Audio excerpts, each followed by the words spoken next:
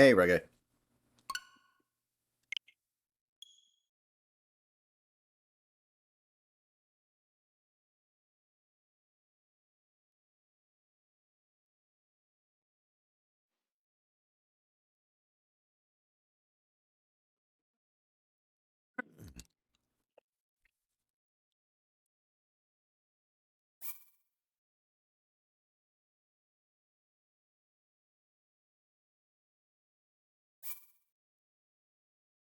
Yeah, Denver should still be favored.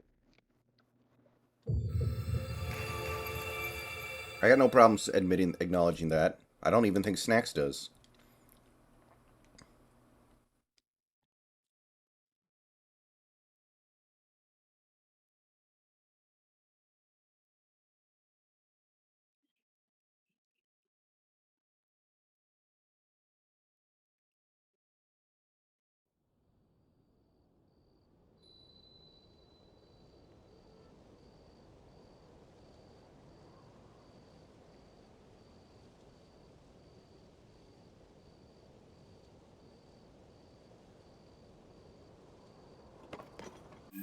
Okay.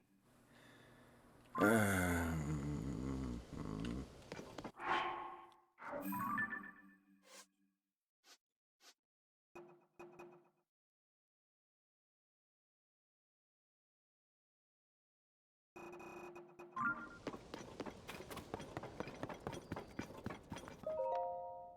Aha. Oh. Hmm. Aha.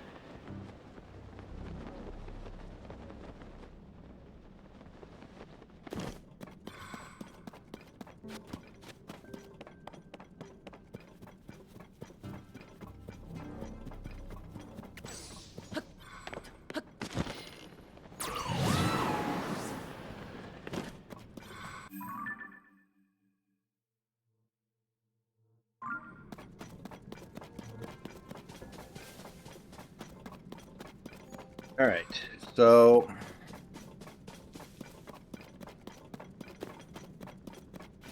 this could be annoying. And frankly, I don't really want to be doing this. But I think it might be the only way to get the shrine detector. And I do have a lot more hearts I can get, so me only having this many hearts is probably going to be an issue. Yeah. And I have a ton of these, so it's not like I...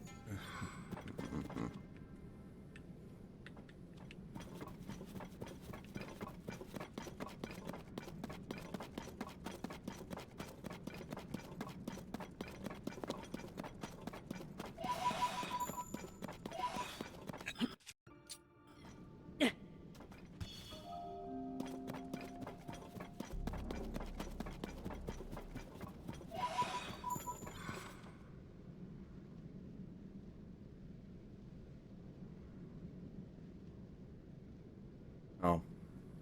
Daily Broncos hasn't tweeted since the end of the game. That's disappointing. He's fun.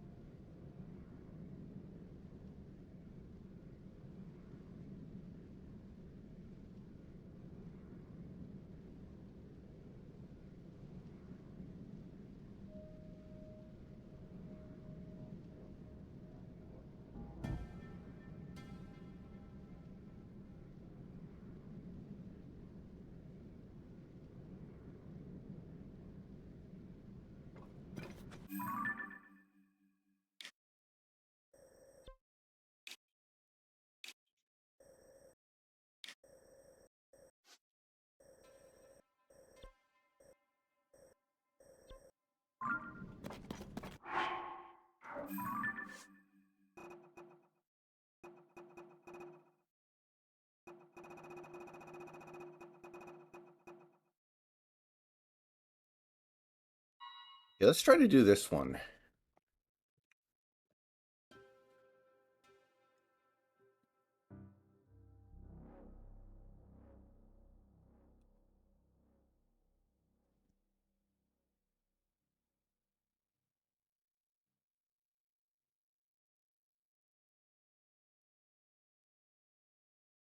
Ah.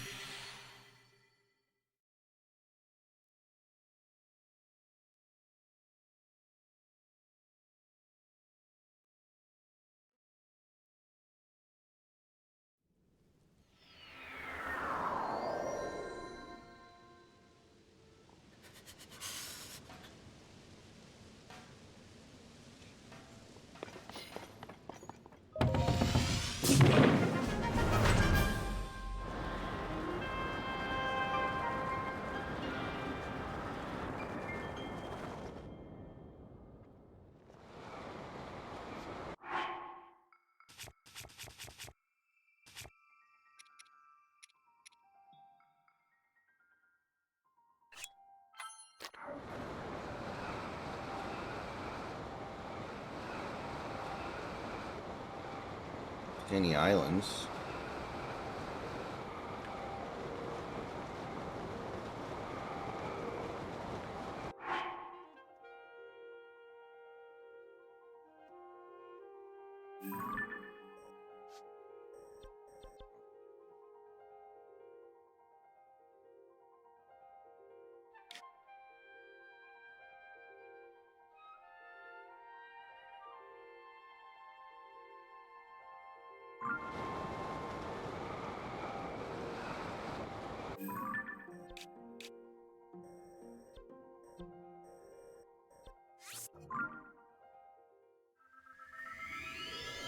I must have missed it.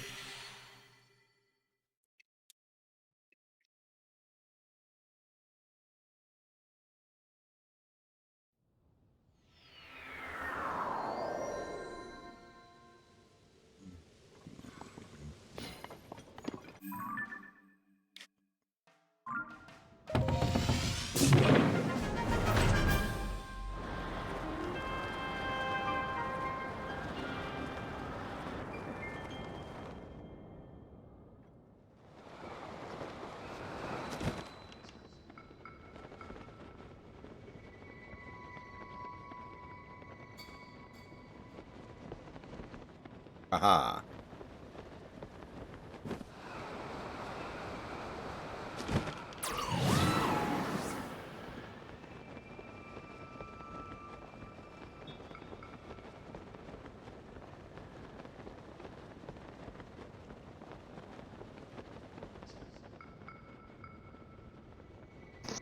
Hello. Welcome aboard. Right. So, Yeah. it's very late. Nobody's really here right now, but I am grinding in Zelda. How's it going? Well, this is mostly just going to be a thing where I try to gather food and weapons. Might try to beat the game next time I play it after this, so we'll see. So Fair far, enough. pretty good. So far, so good.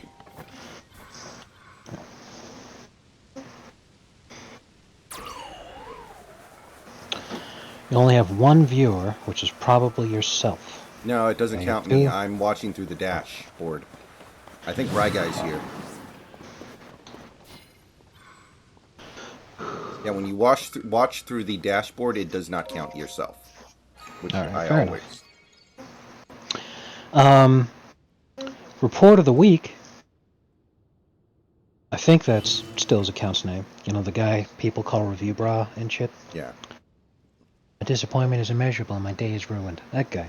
I'm getting a commercial right now for a new product at Taco Bell, which he really highly reviewed. It's like a grilled cheese burrito, I think is the concept. Where, like, I think it's supposed to be like a regular breakfast burrito, but then the outside burrito layer that it's wrapped in is essentially a quesadilla that's been fried. So it's like, it's extremely greasy, and that's what he said, but he's all like, but this is amazing, this is really good. I'm assuming when he says amazing, he means amazing for fast food. Well, yes, but at the same time, he is probably the greatest connoisseur of fast food on the planet. Probably. See, what's really funny is he did this video recently. That's why I started watching it again, because it got recommended in the algorithm. For years and years and years, he's been getting hate messages of people like leaving comments like, I want to punch this guy in the face. I want to beat this guy stupid. I want to just keep pummeling him and never stop. But now the messages are, I want to punch this guy in the face and then fuck him. And he's all like, this is a disturbing trend, and I'm not excited about the direction it's heading in, but for some reason this is becoming more common. Do you think Good he's someone who just Lord. doesn't understand the internet, or is he just playing a bit? He's doing a bit. You'd know that if you watch some of his other videos. 1,000,000% it's a bit. He's aware of being a meme and he leans into it. Because he's making a lot of money from YouTube, so... Yeah. And I believe honestly, it, definitely. his production values are very, very mediocre. Right. Yeah, he did this one video. He was talking about how he became Review Bra, and it's like 20 minutes long. And it's some fantastical tale of like absolute nonsense and bullshit, and like it's fantastical. Like, I'm not even exaggerating. There's ridiculous shit about him hanging out with video game characters and shit. It's like, imagine a Bollywood movie. He basically made that for himself. And he was all like, yeah, I just needed to take my power level down to fit in with the populace a little better. And then he started posting a bunch of pictures he photoshopped with his head on Ziz's body, which was absolutely hilarious. Sounds like it. Good stuff.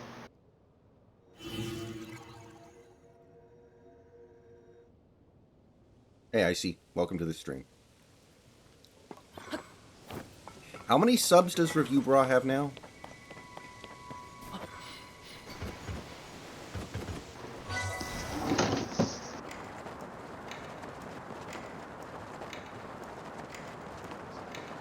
$2.75 million subscribers. Pretty amazing.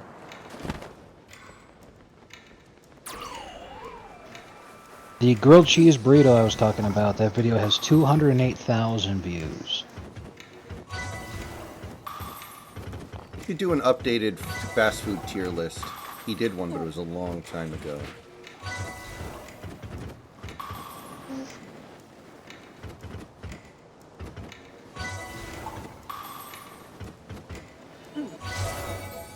Four years ago. Yeah, I see where it is. Mm-hmm. I'm just gonna do a search for tier on his channel.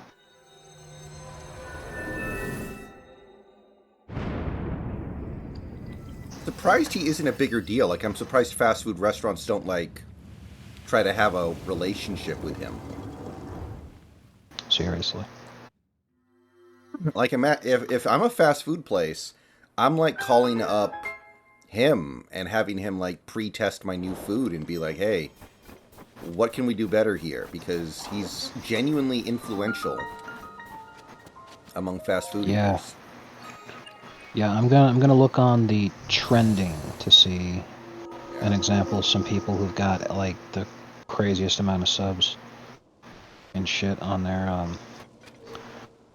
Okay, this guy seems like he'd fit.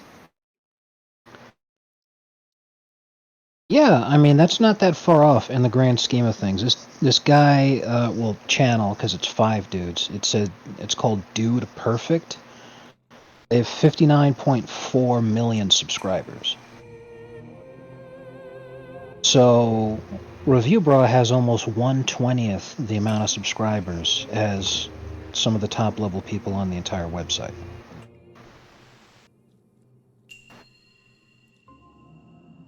So yeah, that's fairly impressive. I mean, having almost 3 million people who would get eyes on your videos. I mean, 3 million is just under 1% of the entire population of the United States. So yeah, if I'm a fast food company, I definitely want to fucking talk to this guy, and I'll send him my best, you know, because that's another thing is you got to be sitting there wondering about some of these companies, the damage it does to their reputations when they have a store that's underperforming, that's filled with dissatisfied workers, but it just happens to be in the same city as where Review Bra lives. So then he gets your new product, which is actually really popular, but his was crappy because the people didn't give a shit when they made it for him. Yeah, that's literally what happened with Buffalo Wild Wings. Remember, he ordered their chicken sandwich and it was like, Right. this Yeah, is not a chicken sandwich. yeah. I remember that one. He actually made one which was really damaging.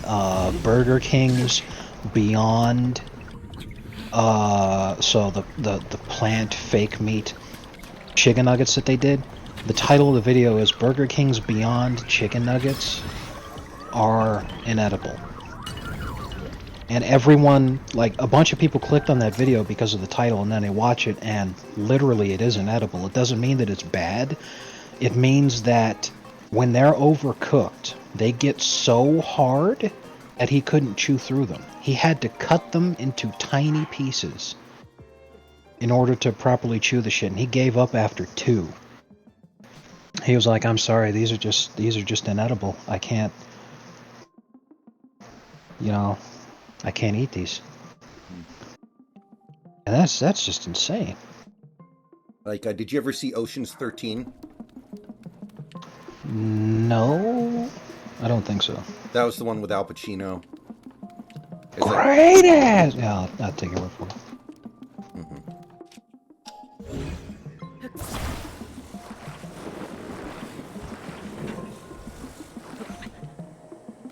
There was something kind of like that in that movie where Al Pacino was like opening this new, 5-star hotel casino, and there was somebody coming.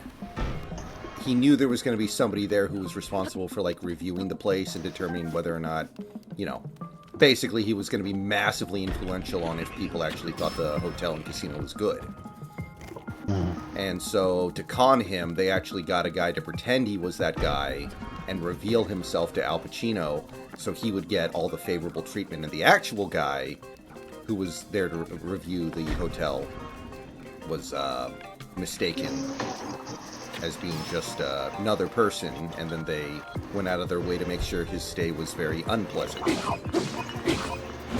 But Review Bra should be one of those very important people. Yeah. That's just common sense. Yeah, I agree with you. To be sure.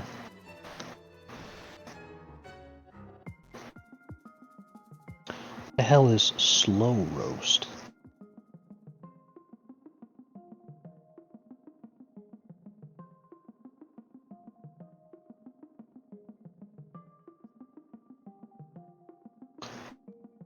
Any $6.99 delivery fee enjoyers? Holy shit. So Absolutely bonkers. So let's see here.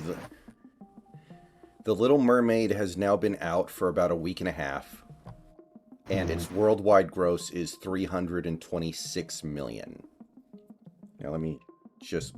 it's not going to be a perfect comparison, but let me check something here real quick. Okay, the last big live-action Disney remake was Aladdin, which ended up making just over $1 billion. Let me see if I can...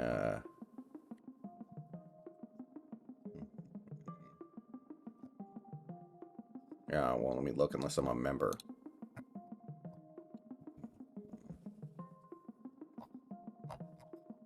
Wait a minute, maybe this will work.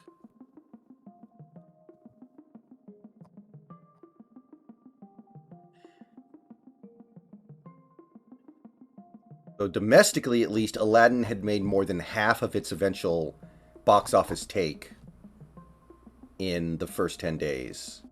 So if that holds true for The Little Mermaid, it's going to end up less shy of $700 million.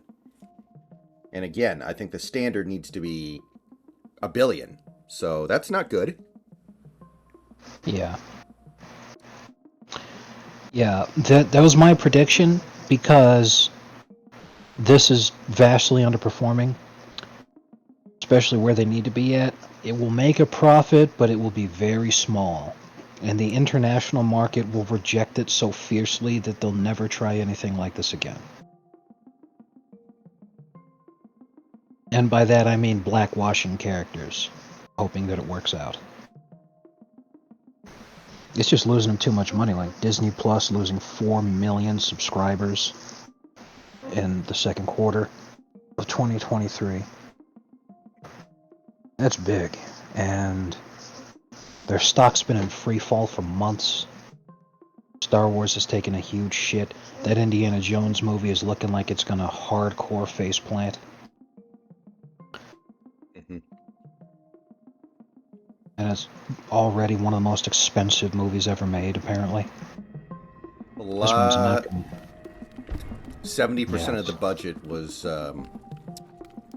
plastic surgery for Harrison Ford's face. Yeah, pretty much. This will not end well. Are you a fan of the original Indiana Jones movies? Yes. My favorite was the Temple of Doom. What did you think of Crystal Skull? I thought that they had a really good concept, but they very, very badly executed it. I like the idea of moving forward a bit, and I liked the idea of Indiana Jones in the Cold War now. And the thing about Indiana Jones is, like, it's the old adventure serial that gets the opportunity to interact with a lot of fantastical tales of the old world. It was unfortunate that people thought that the whole thing was about Nazis, because, you know, the two more popular ones in the original trilogy were. That's why I like Temple of Doom so much, is because Nazis were not involved in it. Because what it was is, now he's dealing with a Hinduistic faith as the it's been co-opted by local politicians who are seeking to undermine British control in India by using the power of this evil magic from this Hindu cult. And the movie starts off with, even though that's the plot of the film and the what Indiana goes through and everything, at the beginning of the movie, his conflict is with Chinese organized crime. Actually fucking dealing with them, and I think it was Hong Kong it might have been, but you know, that it made the world seem a lot bigger.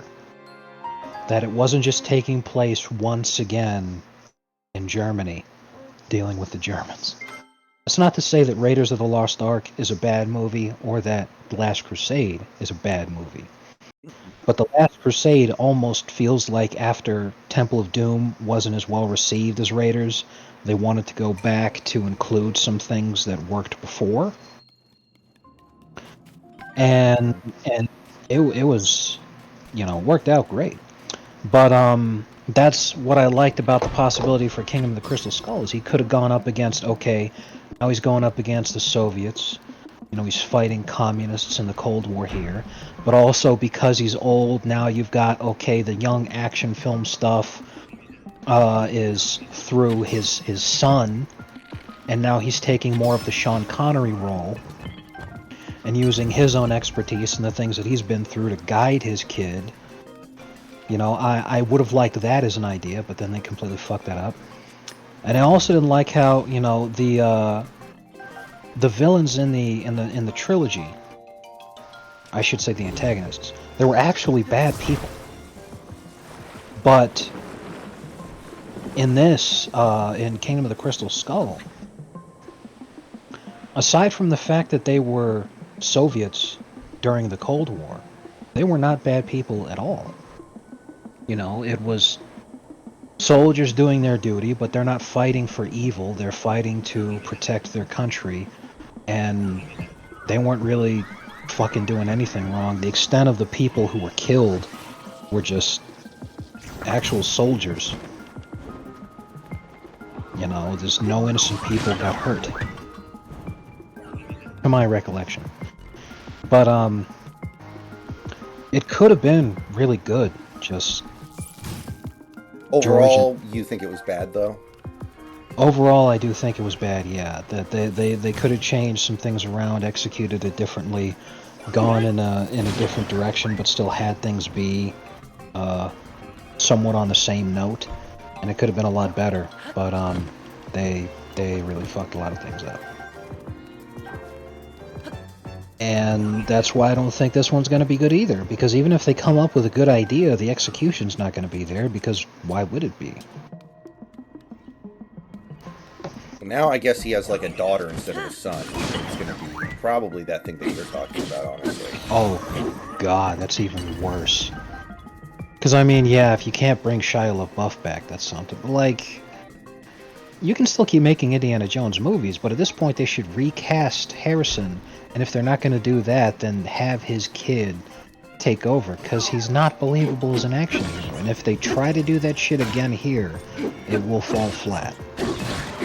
In fact, Santi sent me something a while ago. Let me check it. Let me go through this. Because it's exactly like fucking Plinkett said in the review he did, talking about the Kingdom of the Crystal Skull. He was like, movies like this are about fucking wish fulfillment. People have the opportunity to enjoy these films because they want to be this guy. So they get to take part in the fantasy and enjoy it. No one is experiencing that feeling when Indiana Jones is an old man with, an old aging wife and an adult son. Right. The fantasy is there when he's a young man in the prime of his life, bedding women and kicking asses. Okay, I just sent you something. Good lord, that is hilarious. Indiana Jones and the insufferable cunt. According to early viewers, that's basically the long and short of it, which is not good. That's pretty good. Yeah, also, he looks ancient. Wow. There is some digital de-aging with him, I know. They've talked about that a little bit. That is unfortunate.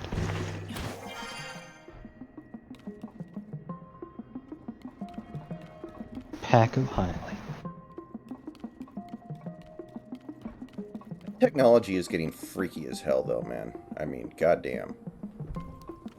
Well, what really made me laugh the other day, I was reading this article, was talking about Tom Hanks. And Tom Hanks wants to work with developers of AI so that an AI-generated Tom Hanks can appear in films even after his death. And I'm sitting here thinking, how arrogant do you have to be to think that after you die, people would want to see you in movies still? And by that I mean new movies, rather than the ones you made when you were live that had meaning when they were produced. And instead just some asshole who's looking for a buck who uses your likeness in the hopes of nostalgia. And how long do you think that's going to work out as people continue to get older, and then the people who grew up with your shit have themselves passed away, and now there's no one left who even knows who you are or cares, but like, what the fuck? That is just stupid. Because I gotta be honest, if I'm talking about actors who I want to see be remade in AI so that new movies featuring them can be made, first of all, I wouldn't trust that in today's climate, you know, with Hollywood now. But aside from that, Tom Hanks would not be on the list. You know, I'd be sitting there wanting to be like, hey, let's bring Sean Connery back. If they could He's ever, still alive, but doing a young Gene Hackman. You know, let's bring him back. like in Guardians of the Galaxy 2 when they did the young Kurt Russell, that was like a whoa moment to me. I was like, that almost fools the average person, I think. Right. Like that Yeah, is staggering. yeah, it was crazy. You know, I never knew how much young Kurt Russell looked exactly like, what's his face? The bigot? The guy who's racist against Koopas? Oh, Without remembering his name, I actually completely killed the joke. I'm sorry. Let's just pretend that never happened. okay. Yeah. Like they tried to do it in Rogue One with Peter Cushing, and it was pretty fucking bad. But they've Yeah, come a I long way. remember that. I remember that. That was terrible. AI Carrie Fisher also was terrible. Yeah. It was actually the first movie I saw was Tron Legacy. They did CGI de-aged Jeff Bridges. And for the time, it was pretty amazing, but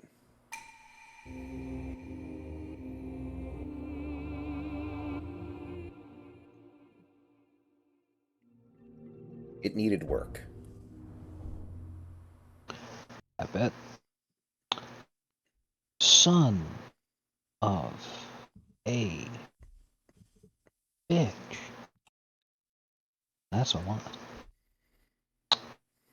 That was Without hope, there can be no true despair.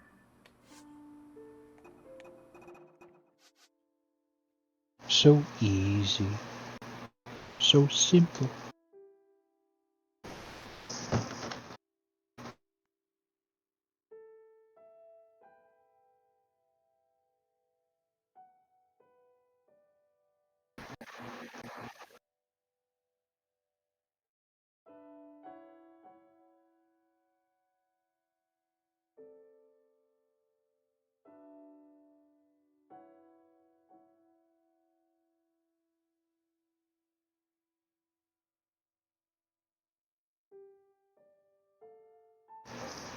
Okay, let's see here.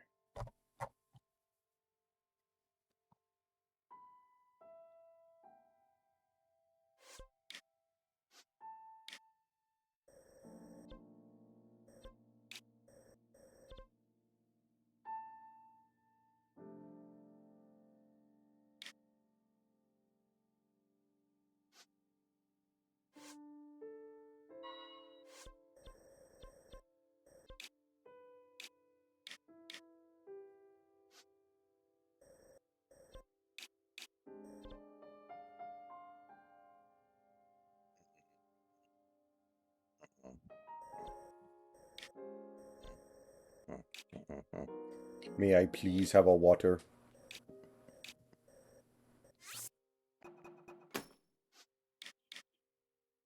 Please.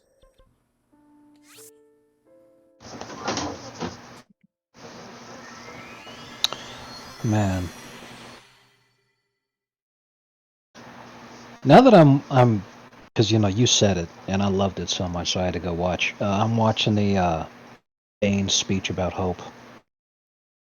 Yeah. And holy shit, man! It just reminded me of that Suicide Squad game that we were gonna play that got delayed for a year. Yeah. Good Christ! Anyway, this is hilarious. Because like Steven, apparently, as Unreal said, Steven was talking earlier. Why is Zelda in the game? Spolster's an idiot.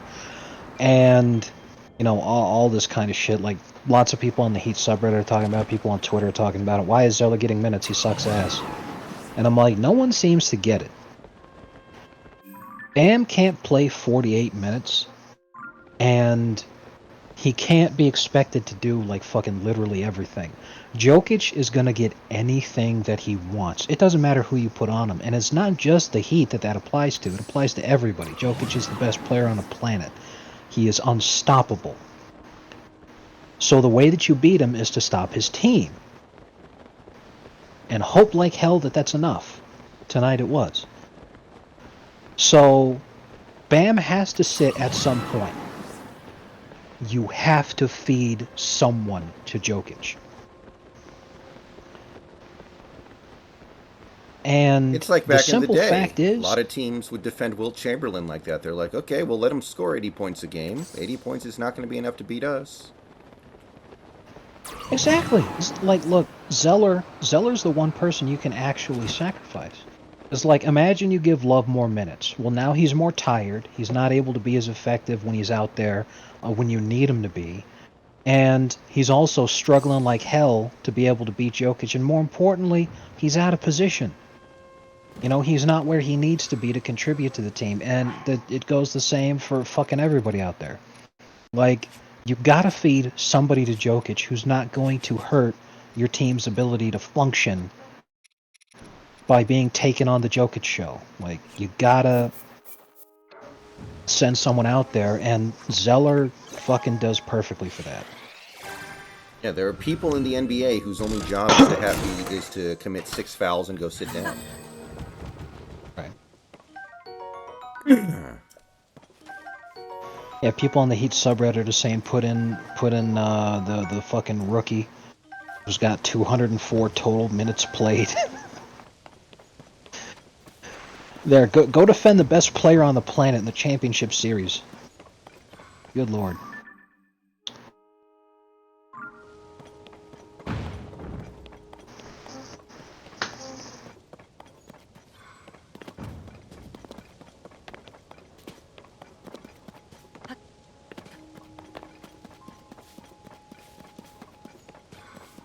Other thing is that Love's most effective when Bam's on the court at the same time.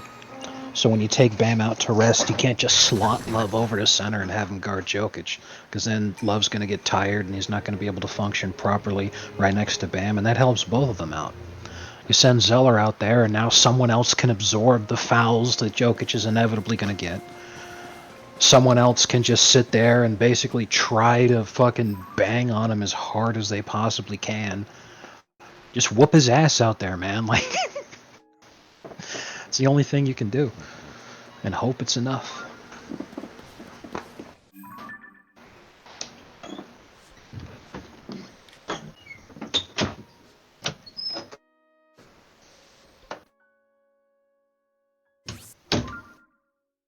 Like, I was reading the Wikipedia article about Hack-a-Shaq yesterday. And, it talked about guys whose, like, their only job is to go out there, commit a foul, and then go sit down. Like, on one of the teams that tried Hack-a-Shaq on Shaq back in the 90s, like, the guy set the record for fewest minutes played while fouling out. He played, like, 1 minute, 38 seconds, and committed 6 fouls. Right. Imagine if Jokic was a terrible free throw shooter like Shaq, to the point where the series could genuinely come down to Hack-a-Jokic, you would unironically see Haslam playing minutes, because he's a perfect person to send out there just to absorb fouls and just go hack him. Yeah.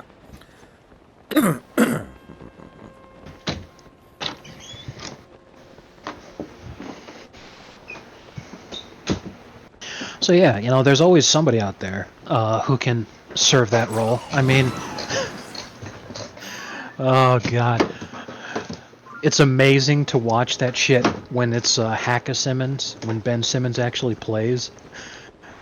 And then the game, late in the game, literally just turns into Ben Simmons doing everything he can to outrun the entire opposing team because they're all chasing him even though the ball's moving up the court.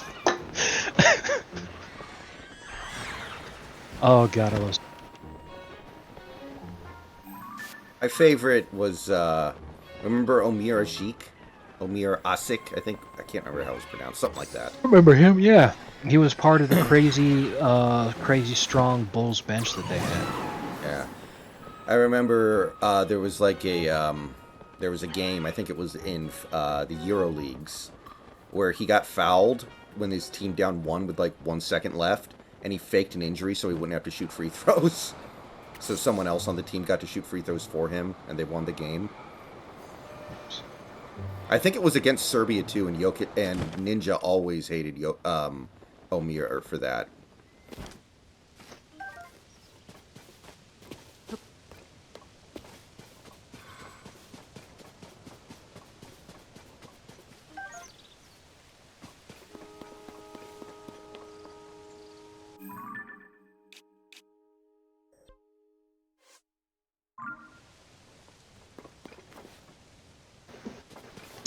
You ever feel like Ben Simmons would be playing? It's just like what happened is that he tried to work on his jump shot knowing how badly it fucked his whole game up. And no matter how hard he tried and how hard he worked on it, it just didn't work. So he's like, you know what, I give up. And then just like actually legitimately gave up. Yeah, it's a lot easier to give up when you know you're still going to make like $200 million. Yeah, and speaking of which, like obviously since the new CBA got signed, it's too late to include that as part of the thing. But I feel like when the CBA gets revisited the next time it does, Simmons is going to get brought up, and they're going to be like, yeah, We need to come up with some rule that prevents this from happening. yes, if it's for psychological reasons, by all means, take all the time you need in order to recover. However, if you're physically cleared to play, we are under no obligation to pay you more than X amount of your contract. Because, like, obviously you don't want the guy to, like, be making no money, so then he has to go get a job working at Comcast selling cable packages in order to get by. But at the same time, it's all like, okay, look, let me fucking check. Ben Simmons' salary. Ben Simmons made $35.5 million this season to not play basketball. Yeah, like... Next season, he's going to get paid $37.8 million to not play basketball. So, like, okay, Ben, $1 million a season is more than enough for you to pay all your bills and, you know, maintain the property that you've already accrued, you know, like the mansion that you bought, you'll be able to pay your mortgage and fucking property taxes and shit on that. You know, your 5 or 6 Lambos, you'll be able to fucking make the payments on those. But we're not paying you more than that if you're not going to suit up when you've been cleared to play. Yeah. It's, there, I don't know exactly what the contractual, like, legalese part of the CBA will say, but there has to be something where it's like, we're not going to let this, you know, happen. Like, this is ridiculous.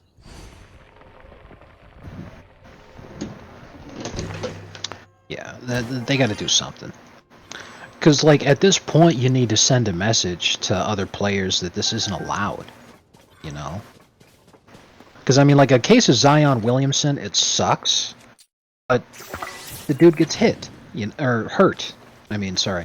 You know, he gets hurt. If it's a legitimate fucking physical injury, it is what it is. It sucks. It's taken down a lot of people throughout history. However, when he's cleared to play, he does. So yeah, Zion's a humongous bust who's just sucking down a shitload of money from the New Orleans Pelicans as a franchise, and that's not fun. But at least he plays when he's cleared to play. Ben Simmons is literally just committing robbery. Like, he's a thief. Also, I feel like if you're going to say that kind of shit, like, it's a mental health thing, then you shouldn't be posting Instagram pictures of you at the strip club all the time. Like, that kind of disarms that. That too. You know? Like, If you're gonna sit there and say it's a mental health thing, that's why I'm not suiting up to actually play basketball, but then collect almost 40 million a season, and then make a bunch of social media posts about, hey, look, I'm taking these bozos for a ride. It's all like, oh, dude, come on. Like, unironically, they should have just given every franchise another amnesty. It's like, salary cap situations are so fucked right now, and there just needs to be a reset. yeah. I mean, I think the reset will happen slowly over the next several years.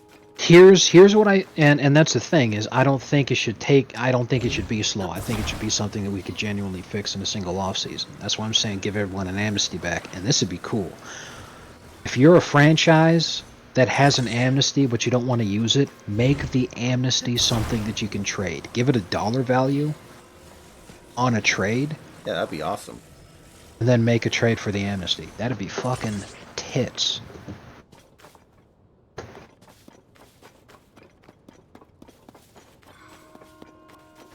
Because then, just like that, franchises like the Pistons, who are rock bottom in the league, suddenly have something incredibly valuable that teams may want.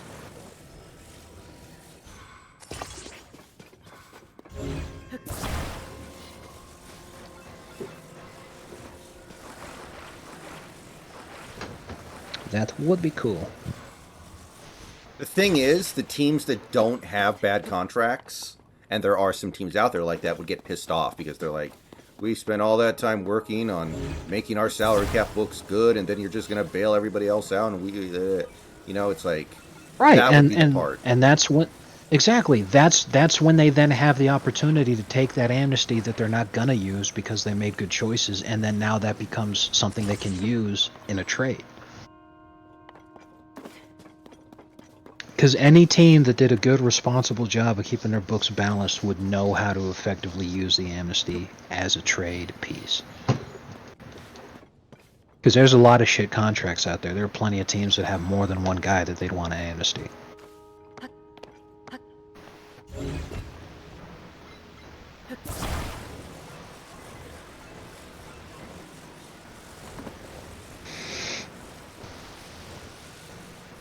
The original amnesty was dubbed the Allen Houston rule, and then the Knicks didn't even use it on Allen Houston.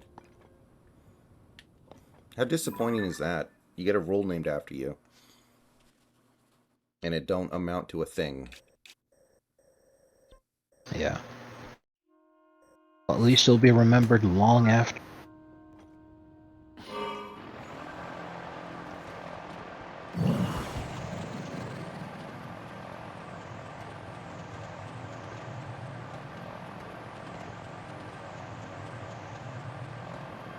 Okay, I'm starting to see why the game got delayed. What, Suicide Squad? Yeah, because I'm watching the most recent trailer that they did, which was 6 minutes of gameplay. It was supposed to be a gameplay trailer shortly before the release came out. Not only does this look like ass, people are roasting the shit out of this in the comments. And these are from, when it came out. The trailer, that is. So, all of a sudden, everyone's like, wow, this game looks like ass. So, another year in the oven might not have been the worst decision. Shit, that... Okay, you just reminded me. I need to go do I need to move my laundry. I'll be right back. Yeah.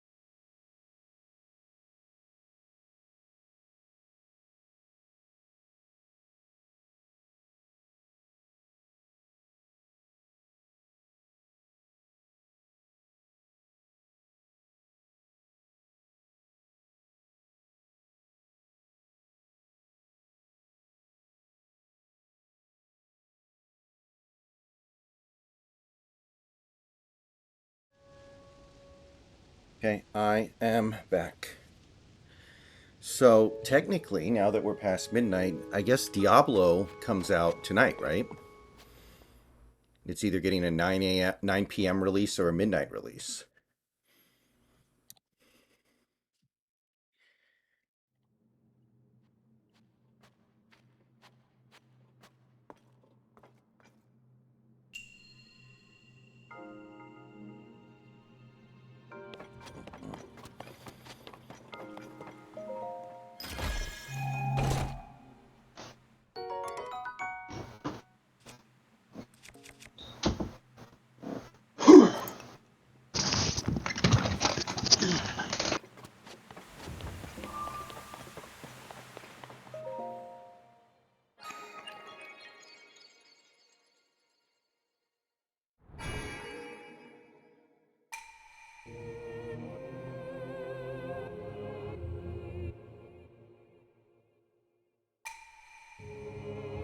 You there?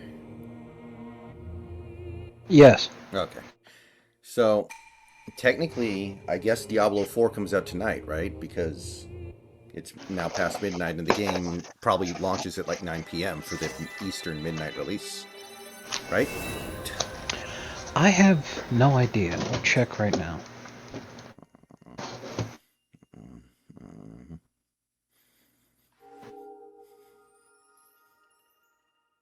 Release time. Okay, so Diablo 4 Standard Edition will be available to the following release dates and times. 4 p.m. today. Oh, I thought it was D-Day. Did it come out? Not today. Okay. Well, today So, is, yeah, yeah, that would, because today's the 5th now. So, yeah. yeah, 4 p.m. today. So, would you want to play it tonight, or I mean, what are you thinking here? How do you want to play this? Um, remember that Blizzard games on release have massive queue time issues, server instability, and ridiculous amounts of bugs. But this is a pretty massive release If that, if you want to go because of how popular this is going to be and you expect to have a lot of viewers, then I'm down. But I'm not expecting a good experience. we could wait a little bit and see what other people are saying, and if they report well. Yeah. That's. I was like, I want to give it a couple of days. Okay.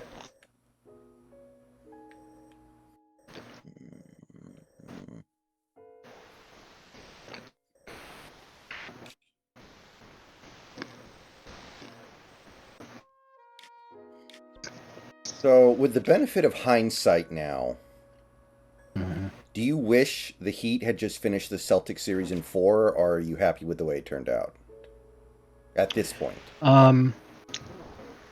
Hmm.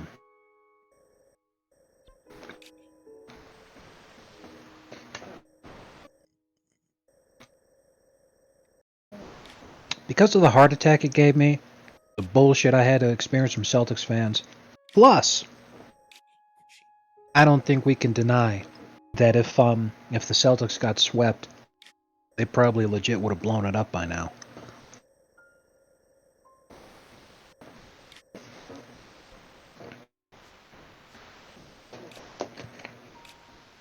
You would have preferred the sweep. Yeah, plus, the extra rest. But I don't think it hurt us. It's just that it would have been better for rubbing the Celtics' faces in it.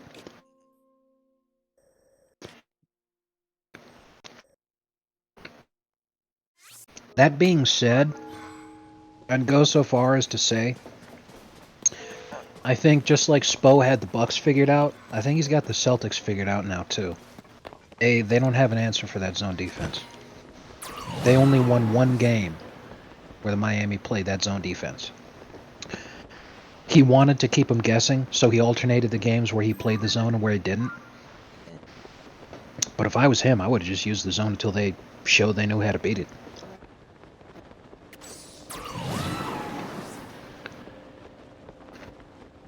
Yeah, I was listening to a podcast a few days ago talking about how, you know, in the old days of the NBA, and well, okay, by old days I mean like the '90s and the '00s, it was like zone defense is for pussies. If you're playing a zone defense, that means you're weak. That means you have a bunch of shitty defenders on your team. But now we're starting to see its resurgence, like you were kind of talking about. Right. It's kind of weird we didn't see the resurgence after Dallas used it to beat Miami in the finals, though. Like, that should have been like a big wake-up call. But like, wait a minute, this is how you stop LeBron? Right. Not just that they beat him using it there, but who else they beat that year too? The defending champion Lakers. That was the same fucking roster that just won 2 championships and made 3 straight finals. And the same Thunder team that made the finals the year after.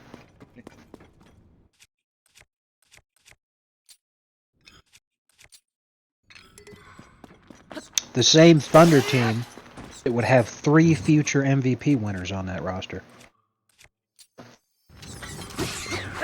Once the Seattle has a team again, once we have that secured, because presumably once we get a team, we're not losing it, because in the modern NBA, it's really hard to lose a team. It just doesn't happen pretty much ever. Even if you're like a rinky-dink small market team that sucks and no one cares about, you still don't lose your team. Right. Like, it's going to feel so good knowing that the team we lost is just never really going to be a serious threat to win a title again, because they had it right in the palm of their hand and then they blew it because they were a small market team. Like, we can't afford to give James Harden a max contract, you guys. It's like, well, you could have if you stayed in Seattle, you fucking idiot. It's not my fault you moved to the 42nd biggest market in the America. We got cheese at home, Derek. No, yeah, definitely. Not only that, but for all the bullshit they said, because it was funny listening to Thunder fans. They were all like, we deserve our team, because the Sonics in that last year, they didn't show up to games. But you know what? We are routinely one of the best attending fan bases in the NBA.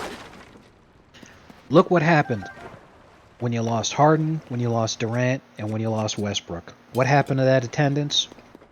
League worst. Yeah, and it's so hard to be good again. Like, the Thunder going forward might just be one of those teams that's good for a few years every 20 years when they hit the lottery, hit the draft, and they're like, all right, we got some stars. But then I think they'll be otherwise, the Western... Yeah, I think they'll be the Western Conference's version of the Atlanta Hawks. Every now and again, competitive. The times you are few and far in between. And usually, when you hit it big in the lottery and draft a superstar stud, he ends up leaving.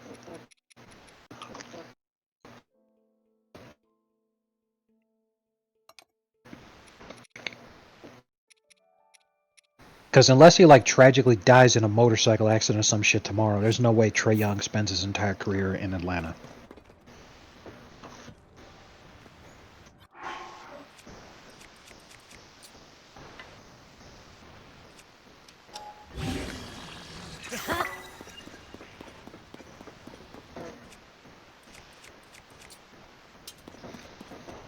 I mean, if you look back at the 2012 And that's finals, true. the Heat won in 5, but all the games were close except for the last one. Like, that team was really good, and then they just decided, we're trading Harden, it's all over now.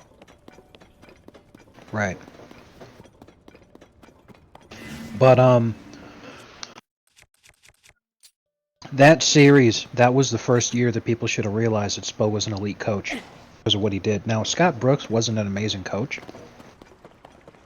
but what Spo did was incredible because he identified that the Thunder had not just one in James Harden, but 2 incredible defensive liabilities.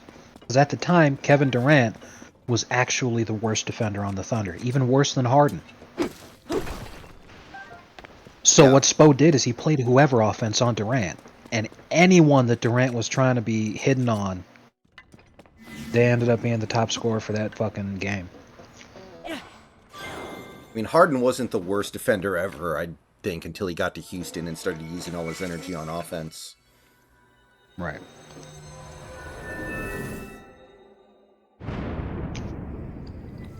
But then he started doing ridiculous things on offense, and it's like, you know what?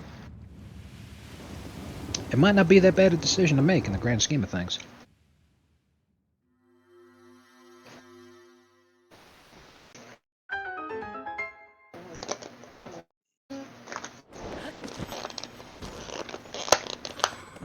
If you get to do that kind of wild shit, you know. But yeah, the Thunder, they're definitely toast as a franchise. So obviously, especially since you're watching the Kraken and the XFL Seattle team, Yeah, the Dragons. I think there's no doubt that once the Sonics come back, you'll be watching the Sonics. Oh yeah, absolutely. Okay.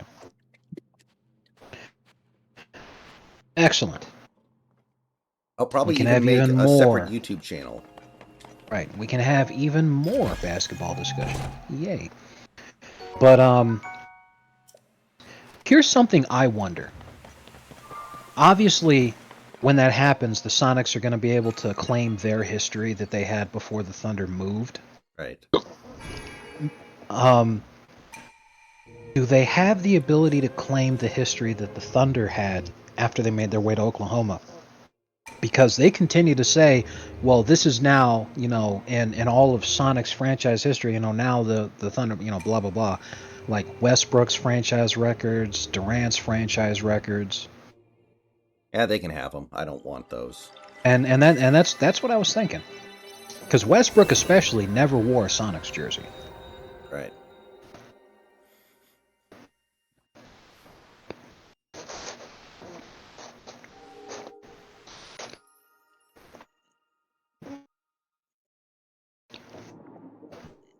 Well, hey, as long as you're a fan on day one, you know what that means.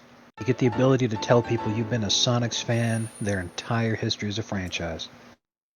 Yeah, ever since they drafted Brandon Roy.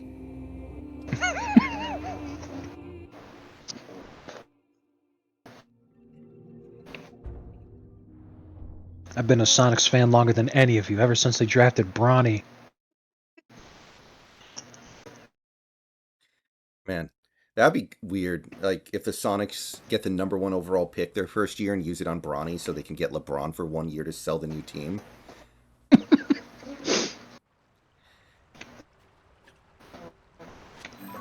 Vegas. It'd be Vegas. Well, I mean, I almost feel like the league would rig it to make sure that Vegas got it for specifically that. Because LeBron doesn't have to go that far. Because it's literally, you know, you just take the 15 and you end up in Vegas. the thing is, I'm pretty sure LeBron wants to be like an owner of the Vegas basketball team after he retires. I wonder if that would be like a conflict of interest where like if he plays for the team and then buys them the next year, that's like bad.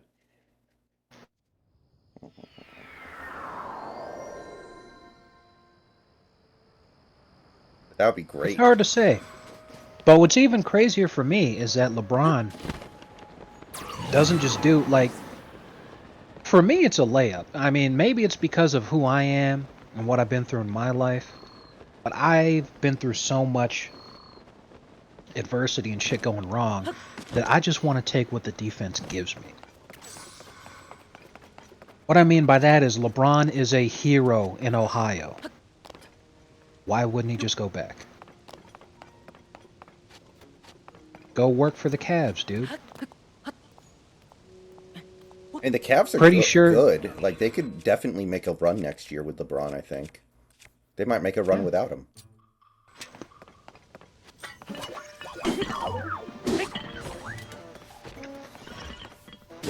Yeah, getting Donovan Mitchell was pretty good for him. Yeah, I mean they kind of melted down in the playoffs, but I think that's a pretty good team on the horizon. Yeah, they're young. They'll get there. So, I'm also expecting LeBron to end up like MJ as far as running a team goes. Because LeBron has horrible decision making when it comes to picking much. talent. Seems like most former players are.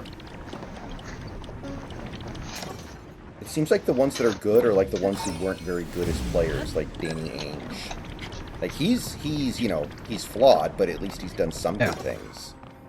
Exactly. Charles Barkley was talking about this when he was talking about why he's not friends with Michael Jordan anymore. They haven't spoken in over 15 years. And it's because when Michael, he had the Bobcats, the Charlotte team. Charles Barkley said, I don't think that team's going to be very good because Michael, he's only surrounded himself with people who aren't going to tell him no. No one's going to tell him what he needs to hear. If you're someone like Phil Jackson, when you were a player, you were the deepest role player on the bench, dude. You got like 4 minutes a game. Same with Pat Riley. You're not going to be in a position where because who you were as a player is going to make people like fawn over you and be a sycophant for you. When you make a bad decision, people are going to let you know. When you make when you're not making a good decision, people are going to tell you, "Hey, man, I think you should think twice about this." What is Michael Jordan here? Oh yeah, that's right, Mike. Go get it. This is a good one. Go ahead, draft Kwame Brown. That's a good move, Mike. I think the really bad one... LeBron's going to be the exact. Yeah. LeBron's going to be the exact same thing. Yeah. Like when he drafted Frank Kaminsky instead of taking a trade that would have got him like 4 first-round picks. Remember that? Yeah, that was horrible. Mm-hmm. That team actually had the potential to be pretty good too. Kemba Walker had an amazing season. At the same time, they picked up Jeremy Lin, and he was great.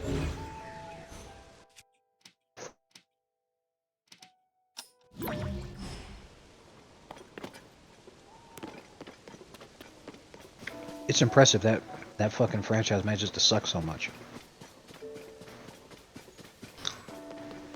Now they got LaMelo Ball, so they'll probably figure something out and at least be like a playoff team for a few years before he goes to play for the Lakers. Yeah, they'll be friends there for a while, but eventually LeVar will make some kind of stupid decision.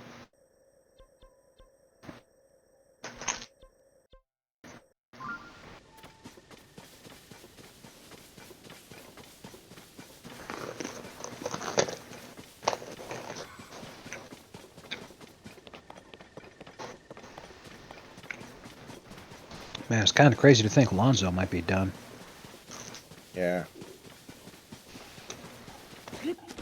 Bad. He had actually found a way to become like a valuable player. He was really good on defense.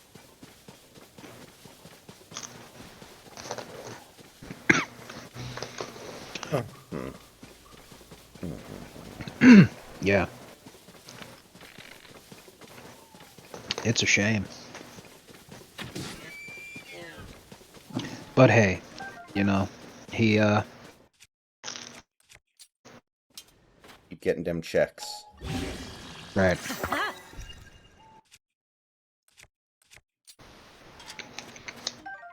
I don't think he has any regrets.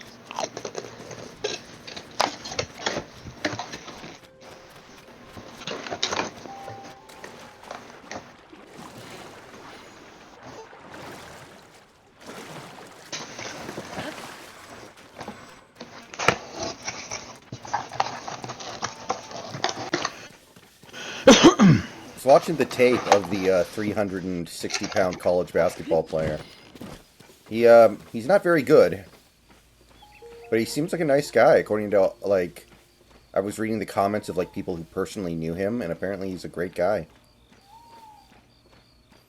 Here's my question, though, and you might know this better than me. How do you play a sport like that consistently and not lose weight? Like, how is he still like that? Eating. How much do you have to eat to overcome all the work you do on the field, man? You can't even imagine. Considering the guy's 7 foot, 360 pounds, he probably eats like you can't even imagine. But my God.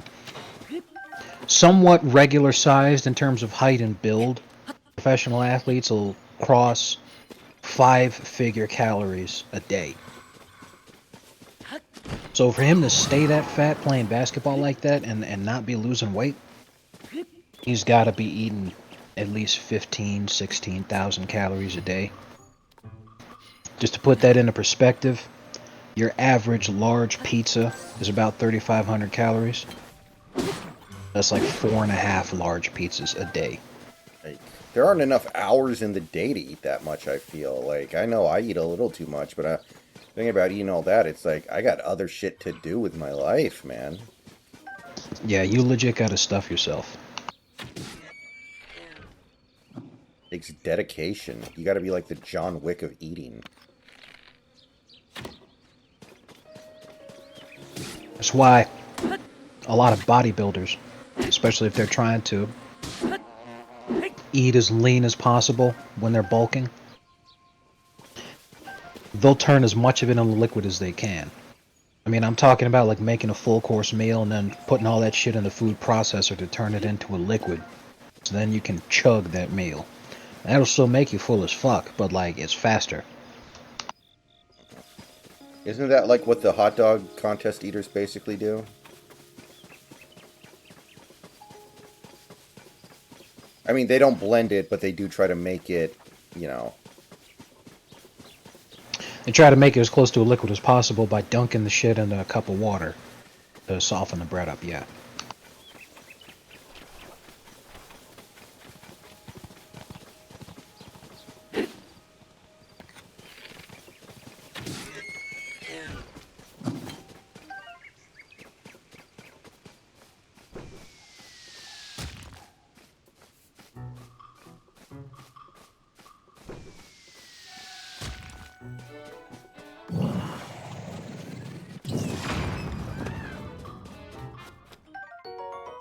Nice.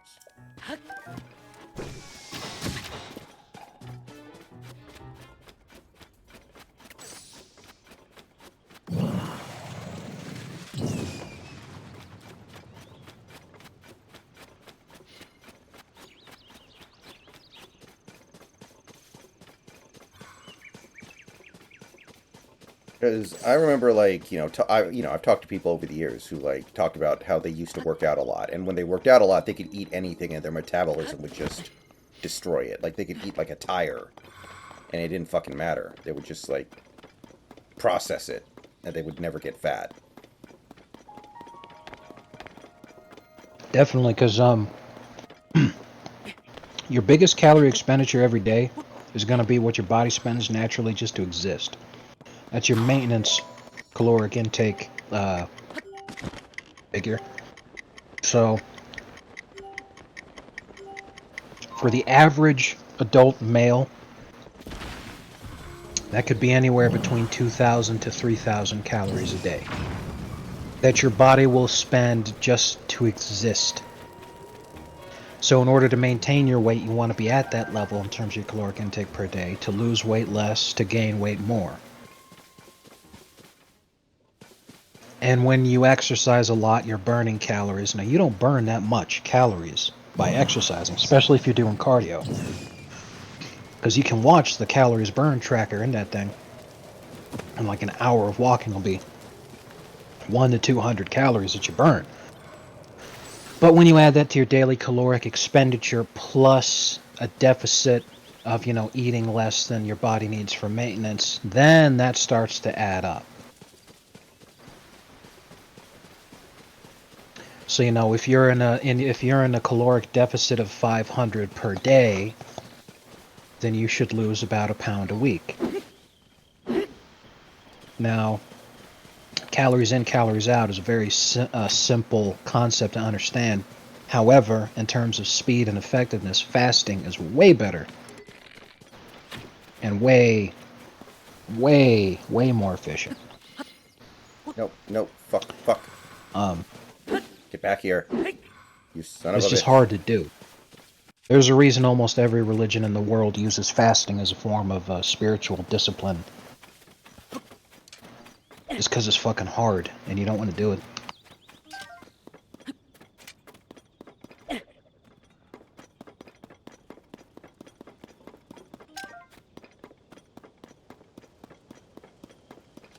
I don't think I could do it. I don't think I could fast. I would just be way too distracted thinking about how hungry I am all the time. It's hardest early on. because you're not used to it yet. That's when it's incredibly difficult.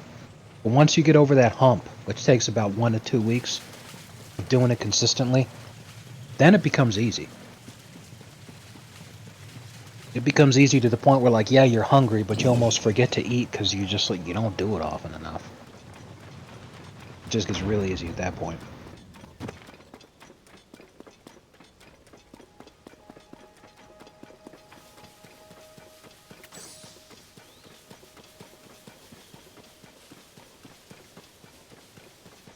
Hey JS, how you doing?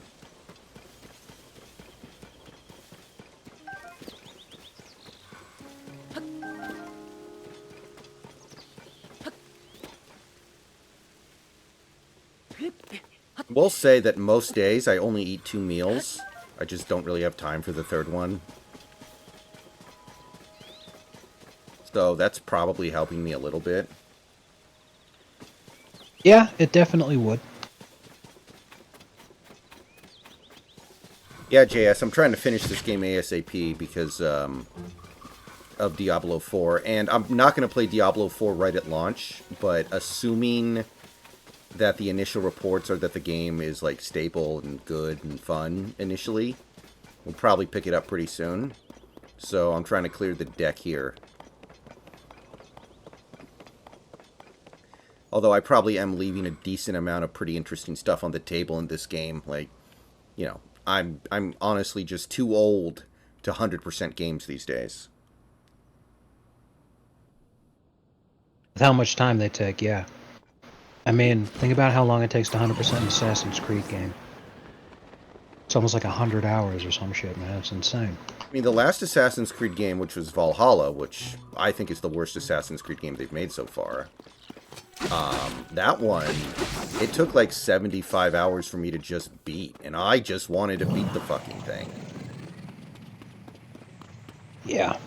Yeah, it's definitely it's definitely up there. It's insane.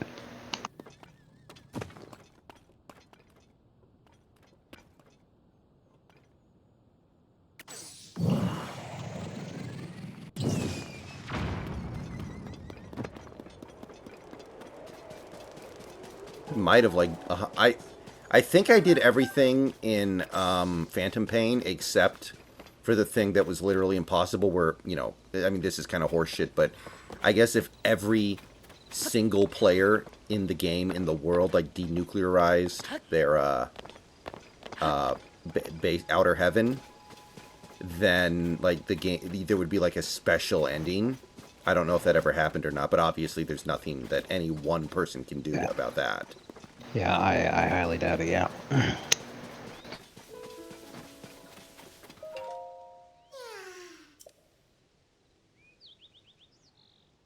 Oh god, this is gonna suck.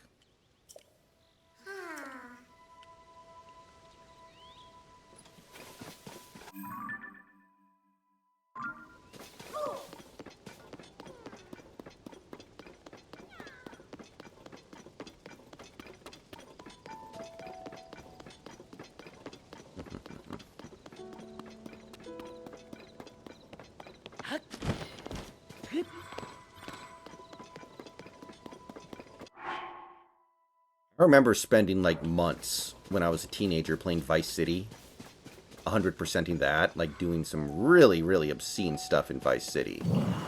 For no real reason. Like, I can't do that anymore. It's too damn time-consuming. Yeah. Same with me in San Andreas. It just took too fucking long.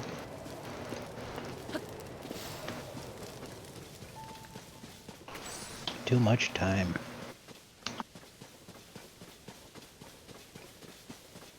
Damn it, where did my chicken go? Where'd my roast... Damn it, dude, my roast chicken's disappeared. Sometimes it just doesn't show up, and I don't know why.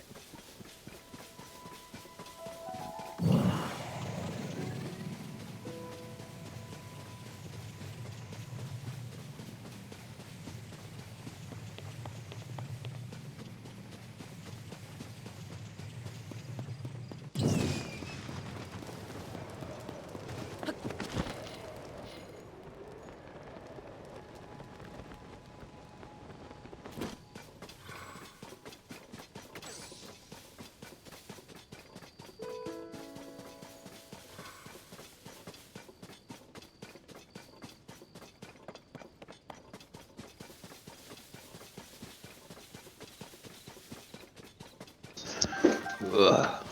Yeah, pretty much.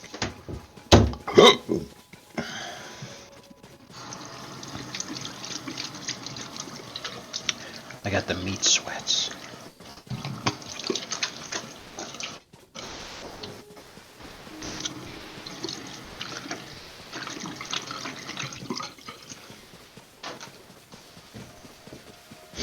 Oh, you gotta love these 100-degree days and 80-degree nights.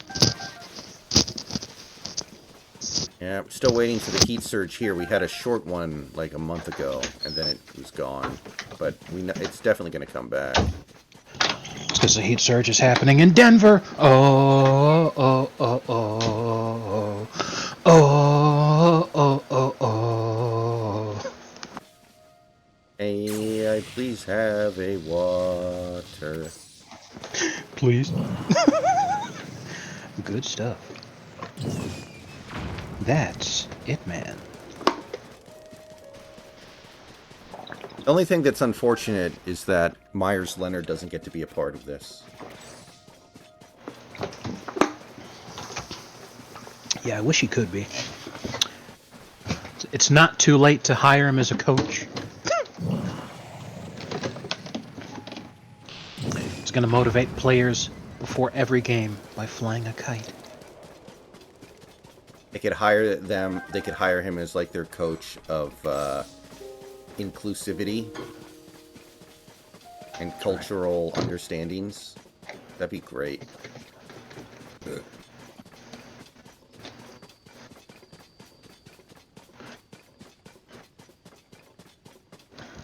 Denver probably bounces back. Yeah, that's right. They will bounce back.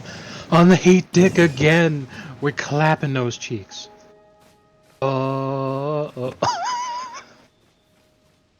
Just be as obnoxious as possible. Yeah, JS, I was listening to a podcast about the Miami Heat culture thing recently and talking about how, I wonder if maybe this is, in the next couple of off seasons, are we going to see things like Luka wants to go there, Giannis wants to go there, or something like that. Where they're like, hey, I want to be a part of that, because if they ever got like a super duper star over in Miami, like, look what they're doing right now with, 2 stars. Giannis is going to be the next Kevin Durant. He's going to sign with Miami. My next chapter. Oh man, that is beautiful. Love to see it. Alright, but yeah, I mean, like, there's this one guy who writes for The Ringer, Ryan Russillo, who this whole year has basically been crapping on the Heat. He's like, oh, Heat culture? What? Pat Riley makes them run laps? Okay. And he's like, well, if their culture is so good, why don't they sign big free agents anymore? Why don't they get Kevin Durant? Why don't they get, this guy or that guy? And of course he's a Celtics fan, so he's had to eat a lot of shit the last couple of weeks. But, hell yeah. Yeah. Now, the point he was trying to make is like, well, maybe we're going to start seeing that. Maybe we're going to start to see them land the big ticket free agents just because of that culture. And guys who really want to win rings. Guys like, if Luka is a free agent in a couple years and he's like, I don't like the way Dallas is not doing a good job building around me, does he go to Miami? Right.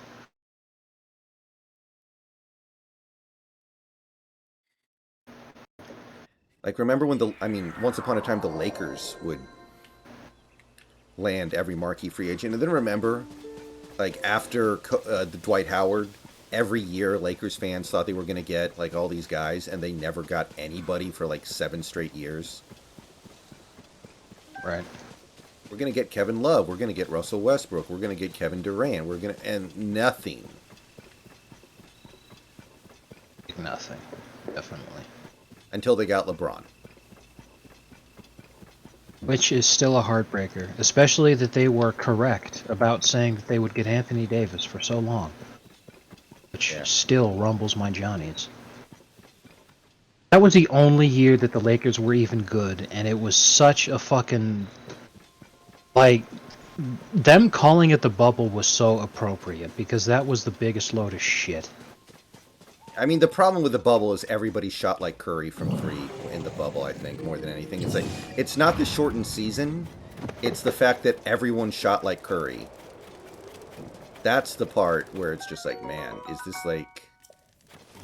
Is this real life? It's a disgrace. Rondo was shooting Curry percentages in the bubble.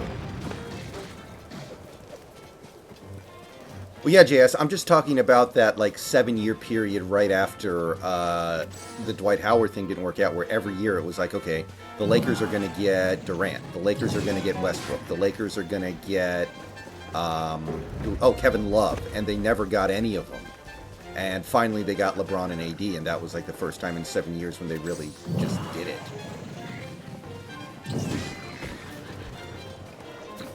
Because they were always the team that would get those guys. And it was really weird for them to go so long not being able to attract anybody.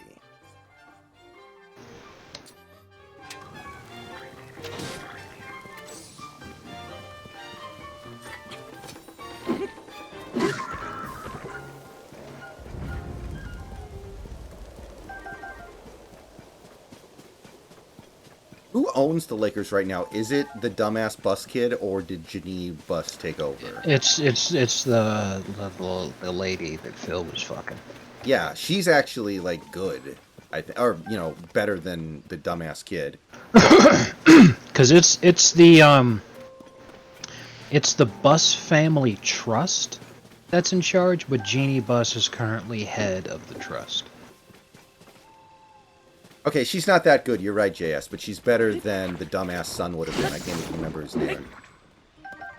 This is a controlling owner. The controlling, majority owner, basically. And... Huh, really?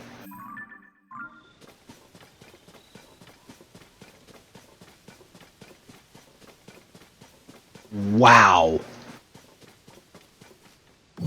That is something I never would have envisioned in my life. She was with Phil Jackson for almost 20 years. And when she broke up with him, you know who she got? Excuse me, you know who she got with? Pat Riley? Jay Moore, the comedian.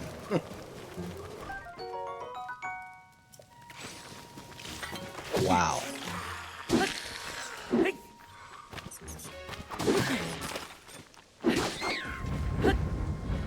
They got engaged in December. Wow.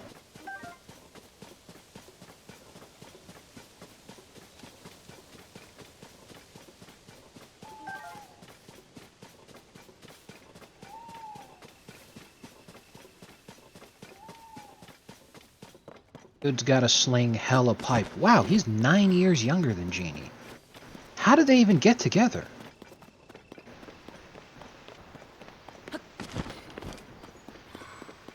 Here, it's too bad. I mean, of course, you know, no one lives forever and all, but Jerry Buss was so cool. He was such a good owner.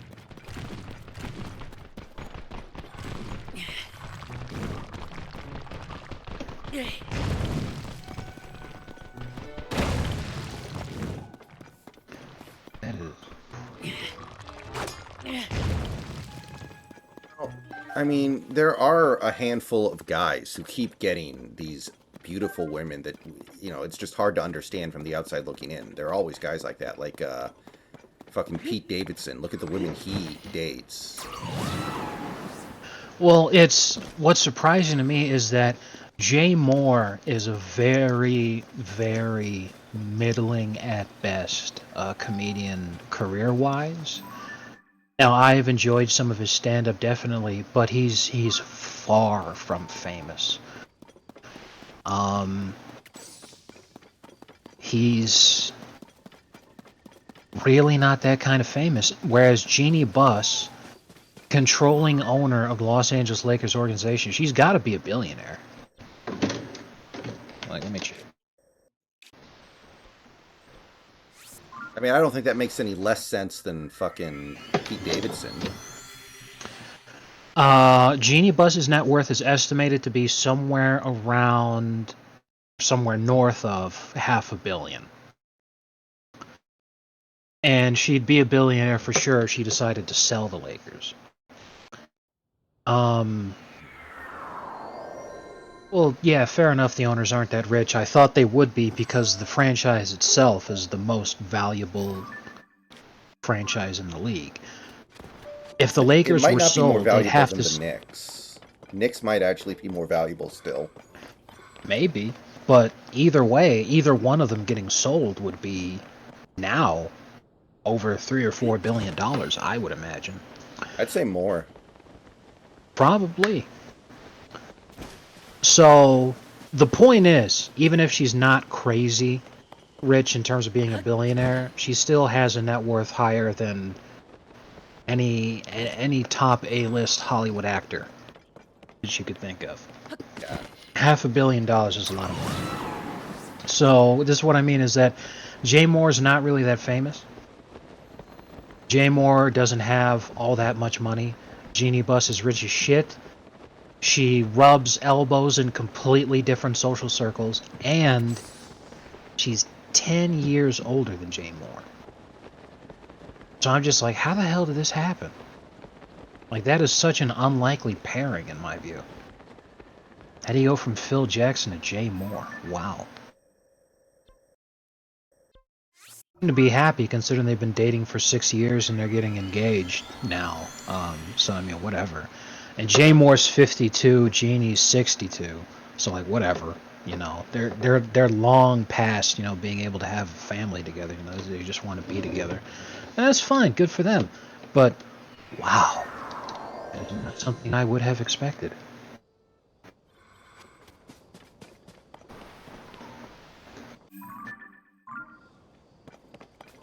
Thread on the Heat subreddit right now. Upvote the blackest player on our team, and it's just a picture of Duncan Robinson. That's pretty good. Oh.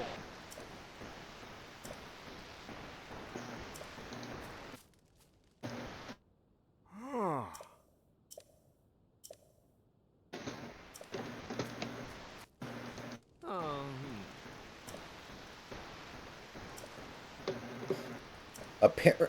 Yeah, apparently when the Orlando Magic were being, formed as a franchise back in, I think it was the late 80s, that when they were trying to figure out what the name of the team was going to be, the Heat were one of the finalists. So I guess that kind of just got copied and pasted over.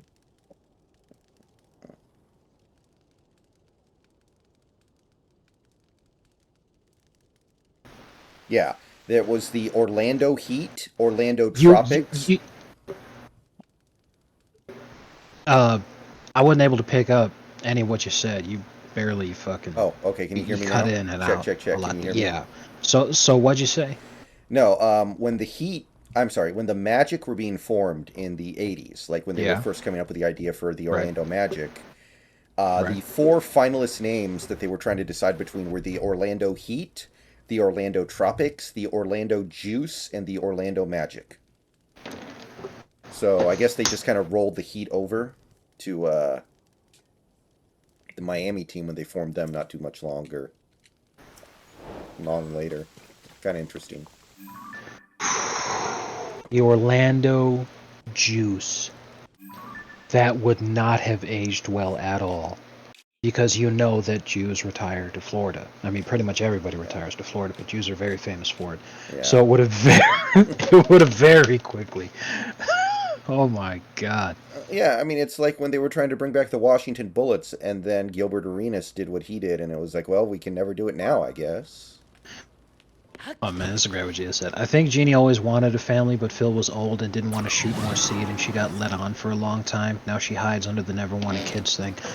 That's very funny, but I don't think it's true because the reason she broke up with Phil, like, again, they were together for almost 20 years and they were engaged to be married. The reason she broke up with Phil is because Phil accepted that job across the country to be the executive of the Knicks. And Jeannie, at the same time, like, early on, it was working out pretty well because her brothers were in charge of the Lakers. But then she got tapped to take over because her brothers were essentially gently forced out for being incompetent hacks.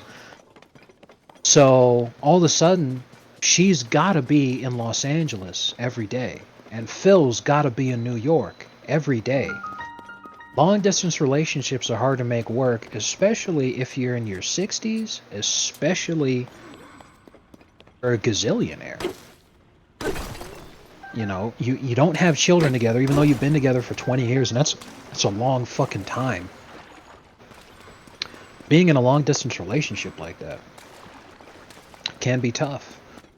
And they grew apart, both literally and figuratively, as all that was going on, and more than likely, considering with the speed with which she moved on from Phil, I'd be willing to bet she was probably seeing somebody else while they were quote-unquote together. Long-distance relationships are tough, man.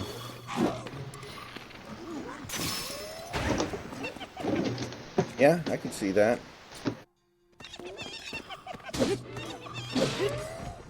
Thing is, didn't, like, Phil Jackson run the Knicks while still living in LA and only visiting New York, like, twice a month or something? I remember that was, like, one of the terms of the contract. I have no idea.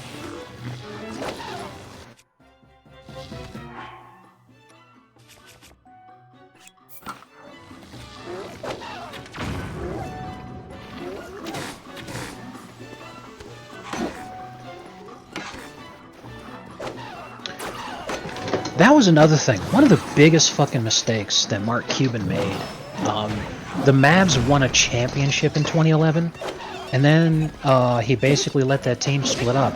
Like, a lot of guys on that squad moved on because he didn't want to pay them. And it's like, why the fuck not, dude? They just won you a ring. Like Tyson Chandler, he's all like, I'm not going to pay Tyson Chandler, who then turns right around and wins Defensive Player of the Year on the fucking Knicks of all things.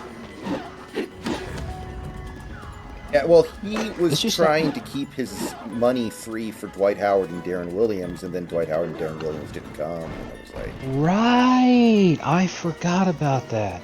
I just thought Mark Cuban was an idiot. But that's a good point. Like, if I remember right, they were supposed to, like, he was pushing really hard to have Dwight sign as a free agent. And it was really close to happening, but eventually the Magic caught on that there was no way they were keeping him. So then they started looking for trades. And Dwight, like, the Mavs were not the only team that was looking at getting Dwight. What was it? For Darren Williams, I remember they were going to sign Darren Williams because Darren Williams is from Texas. And, like, I think the Mavericks are his childhood team when he was a kid. And he 100% wanted to go there.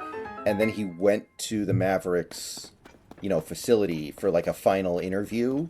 And Mark Cuban wasn't there because he was filming an episode of Shark Tank in LA. And after that, Darren Williams was like, okay. So he just went back to Brooklyn and re-signed. Yeah. I guess basketball isn't taken that seriously over here. Yeah, very, very stupid decisions from Cuban. Well, in fairness, Darren Williams was never that good after that point. Like, he fell off a cliff very quickly.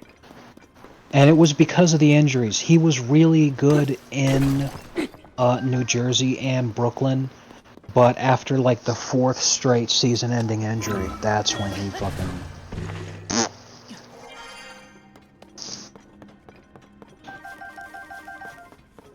Does he make the Hall of Fame? Darren Williams, probably not because of how quickly his career ended up. Made 5 Not going All-Star games. That's, like, borderline.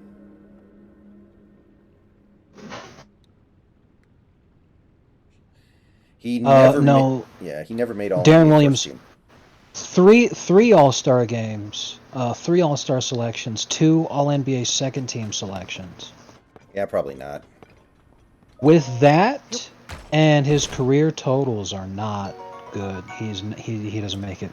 13,000 career points, 6,800 career assists. He just needed more time at the level that he was on, you know, like,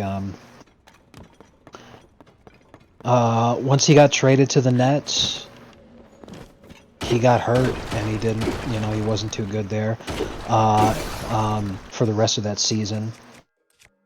Then the lockout year. Oh man, we just missed so many games, so much time. He was so fucking good too, man. Especially in Utah. I can't believe, he pushed to get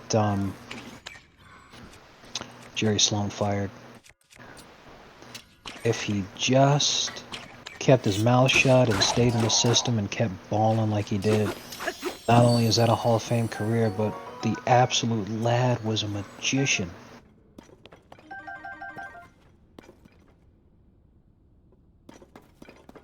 Isn't he like the greatest player ever in, what was it, Turkey? Yes. In the Turkish Basketball League, while it was still the off season because of the lockout, he went over there and he dominated the Turkish Basketball League to such an extent that they retired his number across the league and built statues of him in front of like every arena. He wasn't just the Michael Jordan of the Turkish Basketball League. He was the Michael Jordan, Wayne Gretzky, Wilt Chamberlain, Rocky Balboa, Babe Ruth, and Jackie Robinson He was the of one the punch Turkish man of the Basketball. Turkish league. Basically.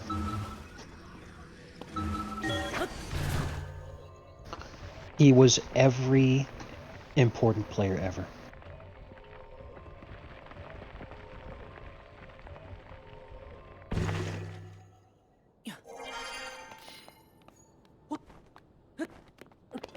I wonder if they talk about it on his wiki page. Oh, they do. All right, guys, we're going to go on a short break here. I'll come back in a few minutes and we will continue on. I got to move laundry along. Be back shortly. Wow.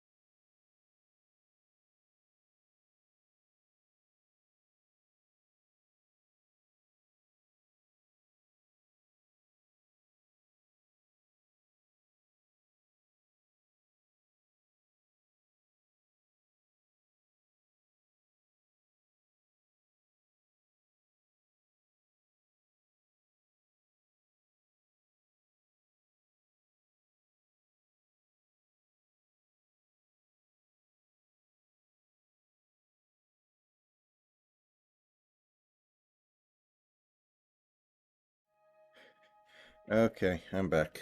Sorry about that. Had to flip laundry over. Yeah, no problem. Anyway, go ahead. You were talking about Darren Williams a second ago. Yeah, sorry. Let's see here. On November 22nd, 2011, Deron Williams scored 50 points against Göttingen during a Euro Challenge first group stage game. In the game, Williams went 17 for 23 from the field and 7 for 10 on three-point attempts, 9-11 on free throws. Pretty good. That one game basically made him the GOAT because the fucking lockout ended very shortly after that, and he had a farewell ceremony on November 29th. So like a fucking week afterwards. They're like, oh my god, that was the most amazing shit ever. The league's all-time high points scored in a single game before then was like 16. Just kidding. But like, goddamn, that is hilarious. Jeez. Yeah.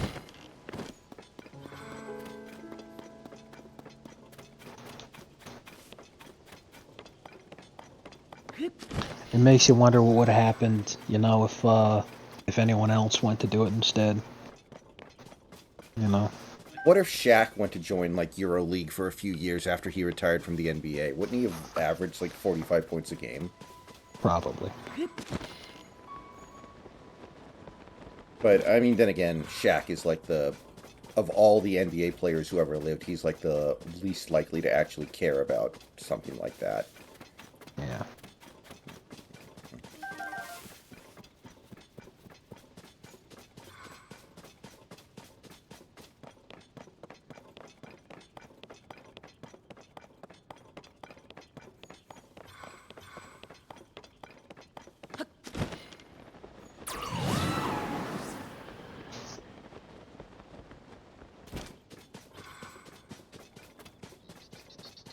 Okay, with crossplay enabled, queues are basically dead for Evil Dead because I'm trying as Demon right now and still having nothing. I'm gonna see if maybe Survivor queue is different. Maybe a lot of people are playing Demon right now.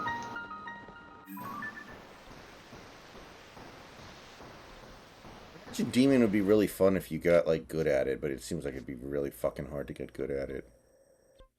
It's not as much as you'd think. The last time we were playing, when I was drunk as fuck, I won a game, like the first Demon game I played after that, I won. And I mean, it's the only difference between you and me as a player for this game is that I watch YouTube videos of people playing. So like I know the concept of the mechanics. Like there's a huge, yeah, everyone's just playing Demon right now. My Survivor queue popped almost instantly. Well, I'd join you, but it's pretty late. Yeah, since it's Sunday, you know, like if it was Saturday right now, be a different story. But since it's Sunday, you know, you got work tomorrow and shit.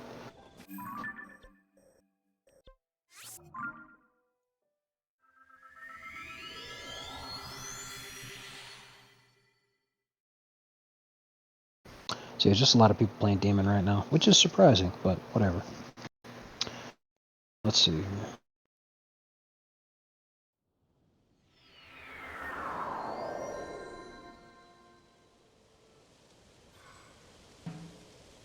They just sent you something on Discord, by the way.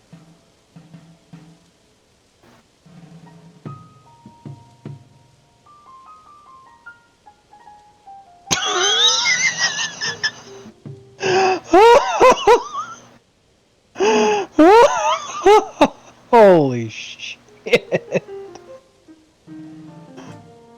You screw up your Oh, sensor filter on a AAA release like this. wow. Oh, this lad is based. He says, what's the issue with the name?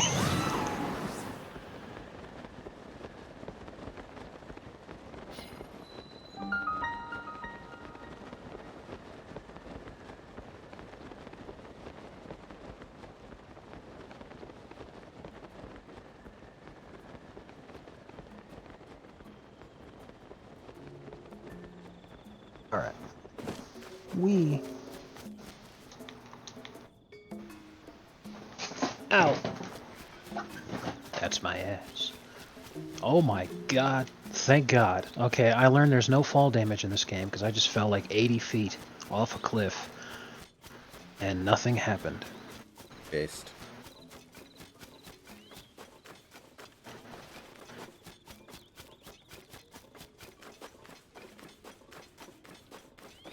I'll just try to level myself up as much as I can to contribute more the next time we play.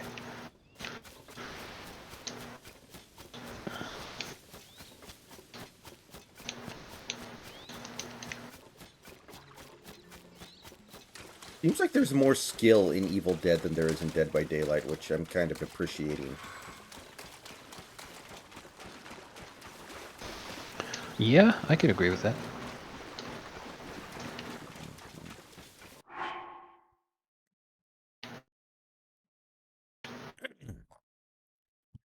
Oh hell yeah, that's much better than a fucking shitty whatever.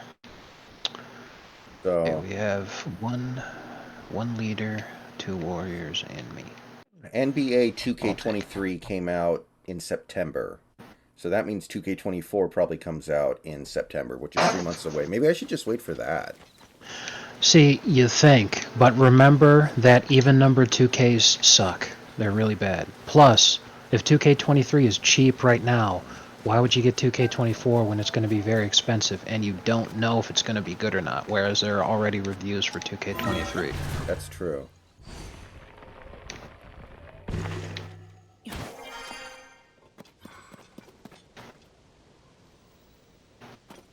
Because, I mean, I spent $70 on 2K23, and I am super satisfied with that purchase. So if you can get it for 25 bucks, that's a fucking steal. Well, so apparently the PC version has last-gen graphics. I don't know if you think that would make a huge difference. Oh, I think it does too, because I think only the PS5 and Series X versions have access to a lot of the content, like my ears. Let me Google and find out. I don't want to run you into some kind of bullshit by saying, oh, it's cheap, you should get it, and then it actually ends up sucking. One of the replies to the tweet I just sent you was, that's the default character name for PC players, and they forgot to change it.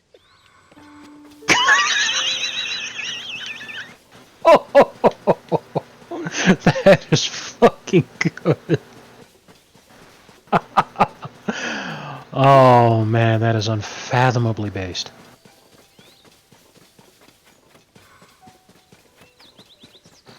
Absolutely delicious. Simply delicious. Oh, awesome. This is now a 3v1 because some guy DC'd. Fun. Alright, just playing for points.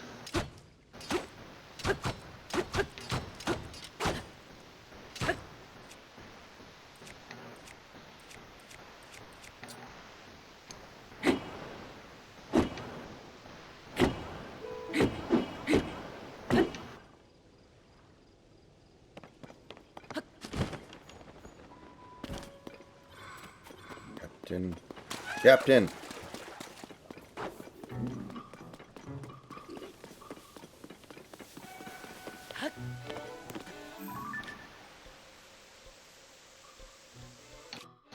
Yes.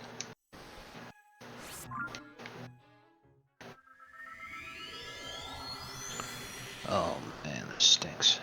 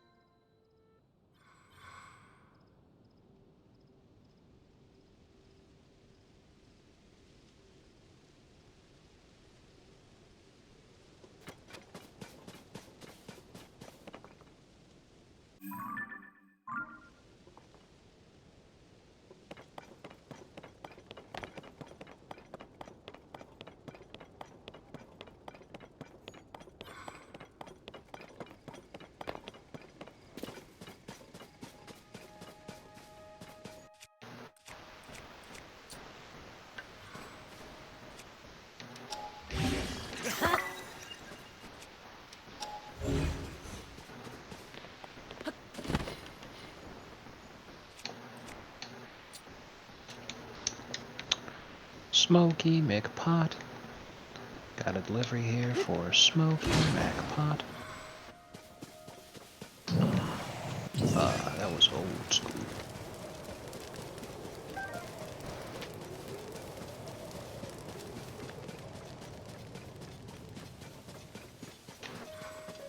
It's upstairs then. Be with you in a second.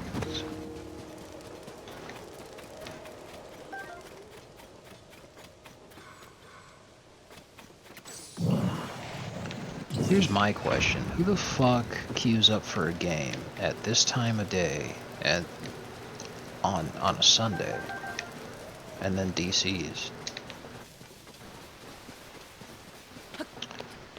Like, why would you?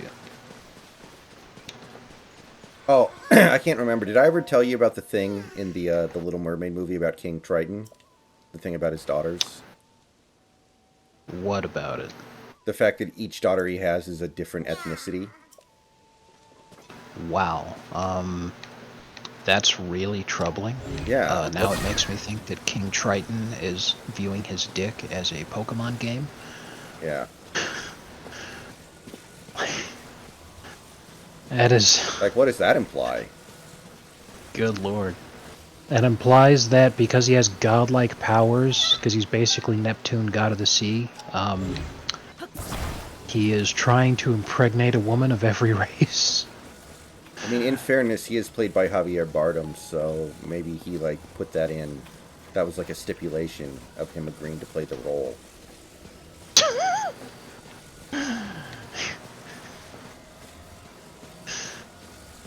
You don't have to pay me in money, but my character has to have a lot of sex. Jesus Christ. Absolutely based. It's kind of interesting that after winning an Oscar, he just decided to cash in with some pretty, you know, low-respect roles in blockbusters. Like, you know, Skyfall. Skyfall's a good movie, but then he did, like, he was in the 5th Pirates of the Caribbean movie, and now he's doing Disney live-action remakes. He made one artsy masterpiece, and then he just decided, let's go make money now. Pretty much.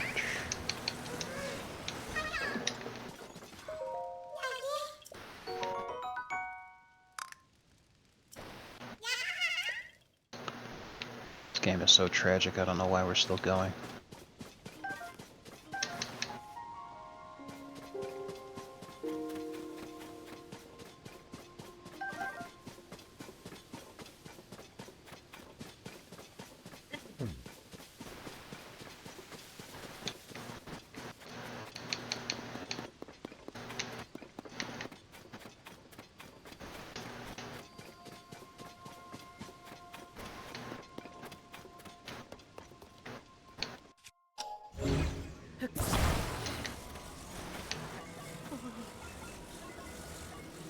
I remember back, like, what was this, like 7 years ago when I was playing Pokemon Go, I actually had a username for a long time that the game was fine with, and then one day I got up and, like, the game was like, hey, you have to change your username, this is inappropriate. I was like, man, I got away with that for a long time.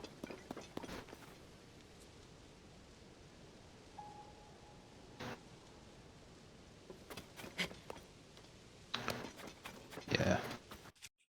I remember Pokemon Go. That was my username for like 6 months, and the game, and finally they were like, you need to change your name. And I'll check that out in a second. Mm-hmm.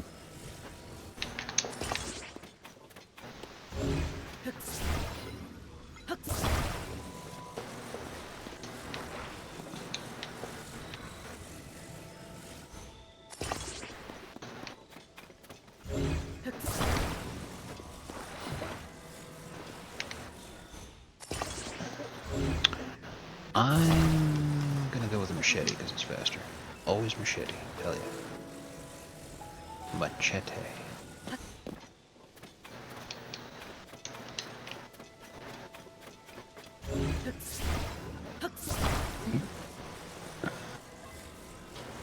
Keys. They're being logged? Yes. Uh-oh.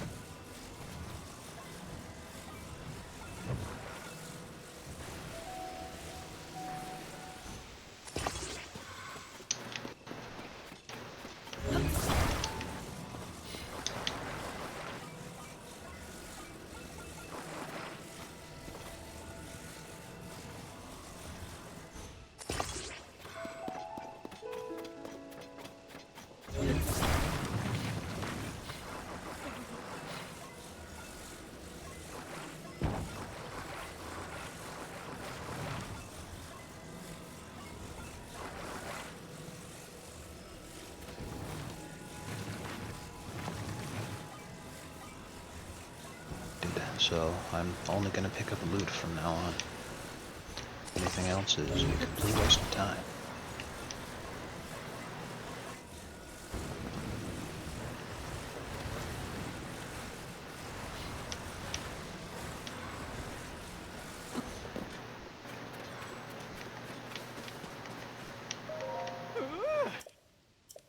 So cool if I was Pablo, now that I think about it.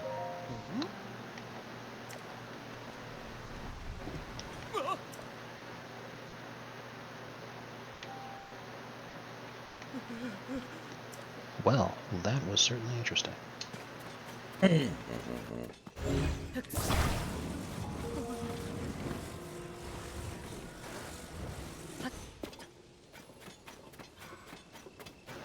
Hey, everybody. I'm looking for a Sadie. I hold in my hands a Drew P. Wiener. Oh no, darling. I can't let this happen. We are so fucked. Oh my god, there's so many of them.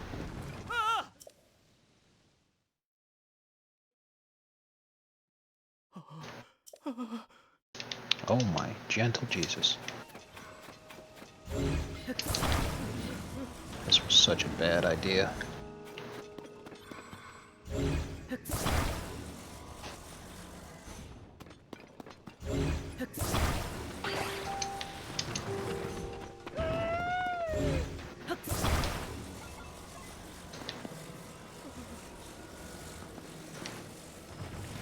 And then I get possessed. Awesome. Now I can't see.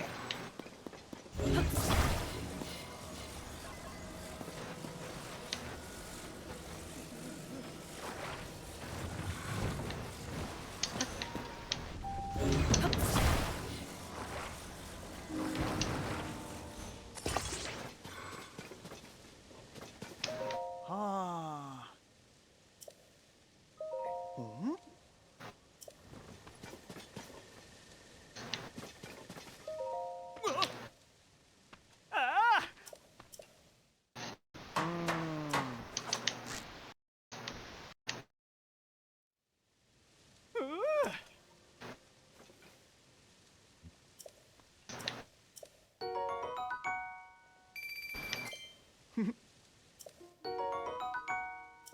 Ah. Ah. Ah.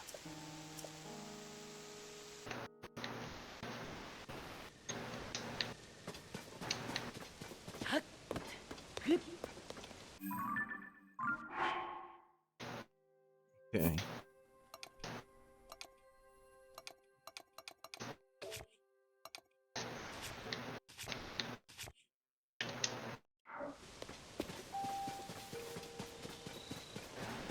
You dick.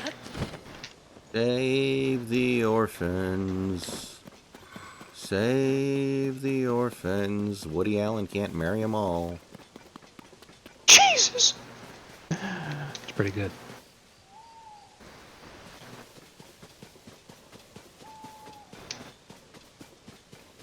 Oh my god in heaven.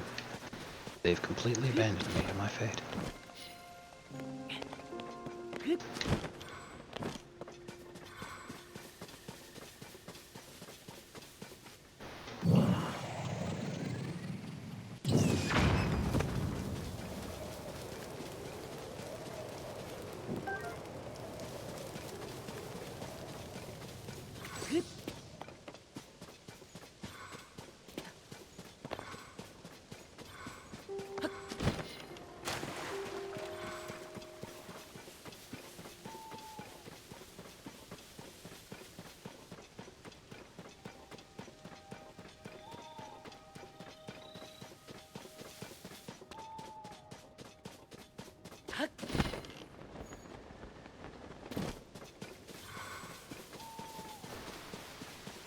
Seeing if we manage to get the dark ones on this match, 3v1. It's not gonna happen, but it sure would be something. I can't believe we got a demon to rage quit out tonight. But that's the thing I like about the game. Like, things are a complete disaster when the survivors don't know what they're doing, and things go beautifully well when they're all on the same page. Like, it really matters.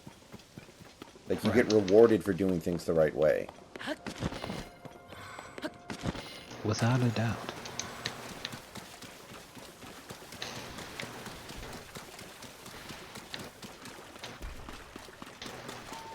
And I think that's probably true of Dead by Daylight as well, but I think it's even more stark in Evil Dead. Yeah.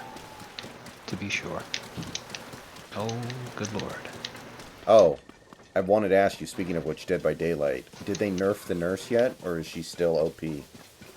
I'm not sure, but I haven't heard anyone talk about her in a long time, so I assume that she's either not a problem or that there are more important things going on in the game. Either or could be true, to be honest. Oh my god in heaven, I'm getting my ass beat from all sides. I could use a little bit of fucking help here, people.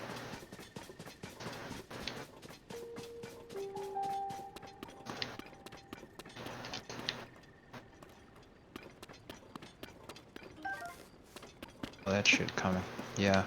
This other guy, he literally just abandoned us. You fucking wow. It's a 3v1. Me and this other person have been working together the entire time.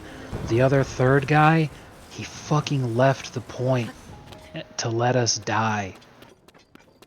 Does he not realize he's going to die too? Like, what's the point? Like, I get it He's sometimes dying in DVD. right now.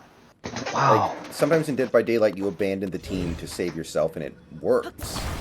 But there's no way you can get away with it in Evil Dead. What a selfish dick. Yeah, he's done. Waiting it out now. Yep, there we go. I mean, like, this game was always doomed, but... Dog. If you're gonna do that at the last moment, why not just DC? Like... What a jerk.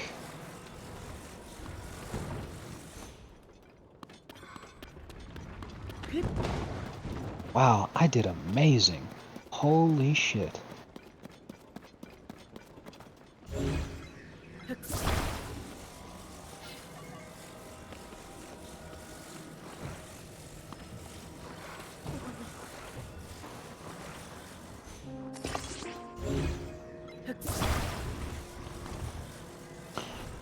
The first LGBTQ Pride Month on Elon Musk's Twitter is going very well. There's a clear uprising to their degenerate agenda, and I am happy to be a part of it.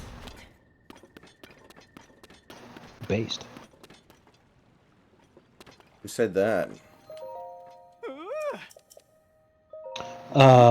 This guy, his name on Twitter is Black Pillis Maximus. Do J Shabag. Yeah, that's pretty good. Ah! Ah.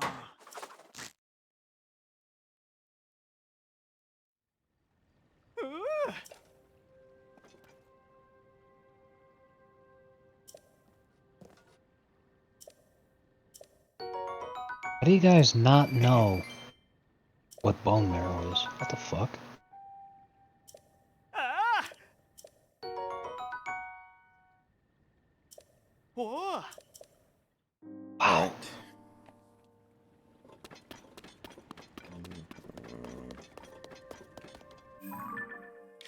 I think you'll like this one.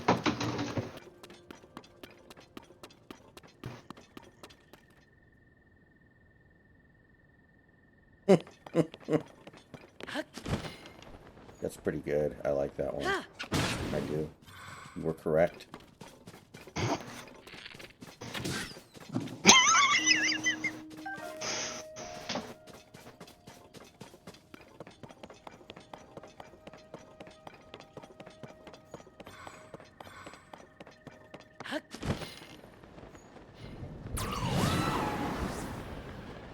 Joanna Man 2 is coming. That's all I can say. I can't imagine them trying to do that movie now. That would be so amazingly awful. Oh god, the train wreck would be worth. Because this time, instead, your main character would be played by Dave Chappelle. And he'd be playing it straight the whole time.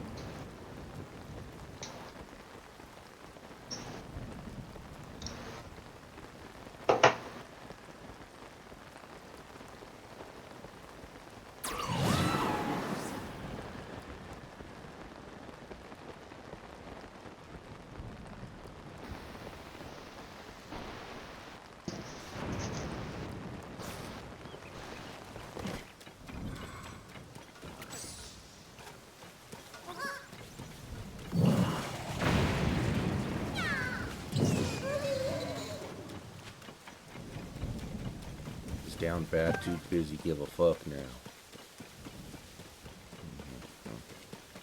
Good.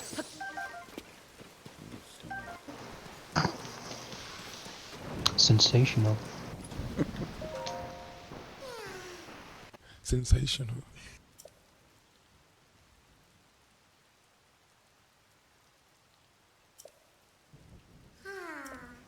Alright, let's build a boat for this little loser.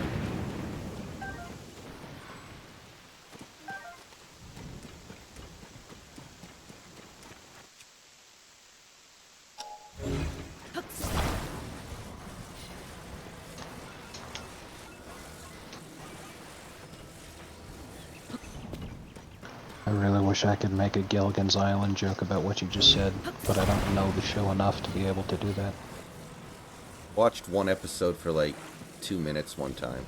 Is that more than you have? Probably. That's just straight up boomerism. I watched 2 minutes of the A-Team one time. Like the Mr. T TV show, not the Liam Yeah. Neeson movie. Now, the A-Team I'm very familiar with. Da da da da da da da da na na na na da na na na na da da da da da na da na da da da da da na da da da da da na da da da da da da da da na na na na na na na na da na na na na na na.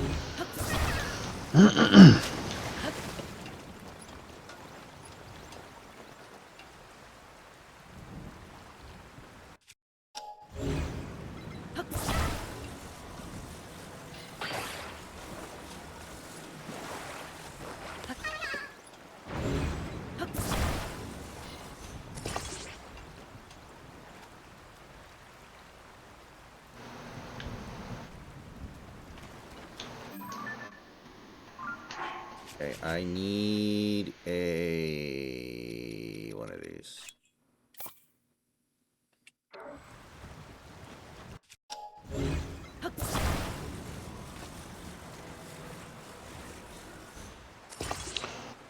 Oh, I thought you were doing a bit and you're gonna say, I need a man to hug and kiss. I'm looking for Amanda. A man to hug and kiss. Sure. I'm looking for Why, that oh too. why can't I find a man to hug and kiss? Maybe your standards are too high.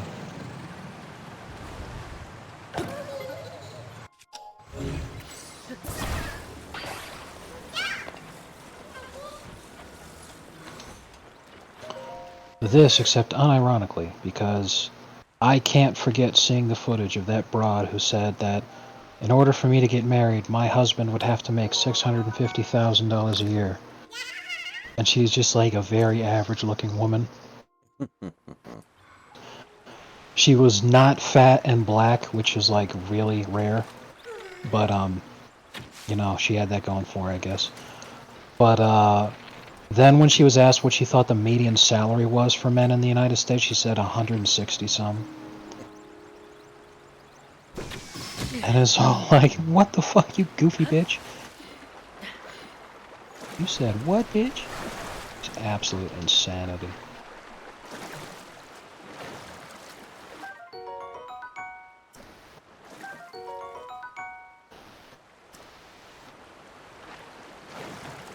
Monty Williams, what motivated you to become the head coach of a terrible team like the Pistons? Money. I like money.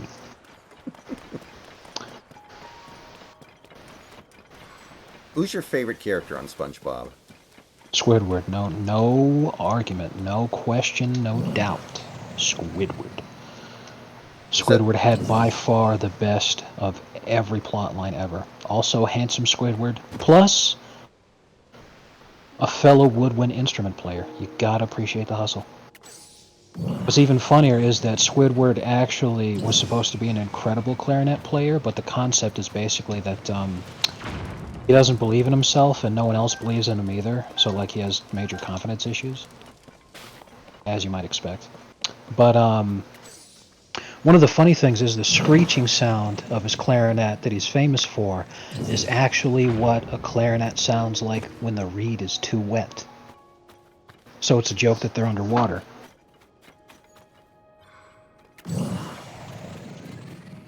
I mean, literally, that was the plot of Squidward's suicide. Like, he got so depressed over everyone making fun of his terrible clarinet playing that he killed himself. Based. But yeah, Squidward, my favorite. Was he your favorite when you were a kid, too? Actually, yeah. When I was a kid, I thought he was the funniest character because when he was a major part of an episode, the funniest stuff would happen. Sandy was like my least favorite because when she showed up, it was just not funny. He the squirrel?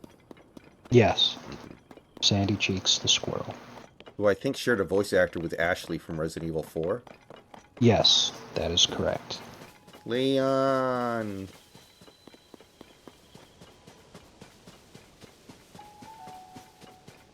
Holy fucking shit. Joachim Noah with the circus shot of the century. I don't know why, but he suddenly changed his layup halfway through his shot, and he ended up throwing that thing up so high it shot up over the shot clock. And when it came back down, it was like a very narrow parabola. When it came back down, it hit nothing but molecules on the way down to the net. Holy shit. Even spicier. That was an and one. Wow. Were you at all familiar with a Vice waypoint? I think no, because that doesn't ring any bells. But maybe if you Yeah. describe it, it'll... Yeah, they went under Click on recently. It was basically a video game journalism website. And so some of Oh, the do you mean Vice News? Yeah, it was called Vice Waypoint. I guess it was just for video game stuff. Well, yeah, because Vice as a whole is going under. I think they're done. Yeah, so some of the writers for Vice Waypoint, I guess, are now trying to do their own thing. they're starting something called crossplay. So I'm reading the description here. A Substack I'm describing as a newsletter at the intersection of parenting and video games.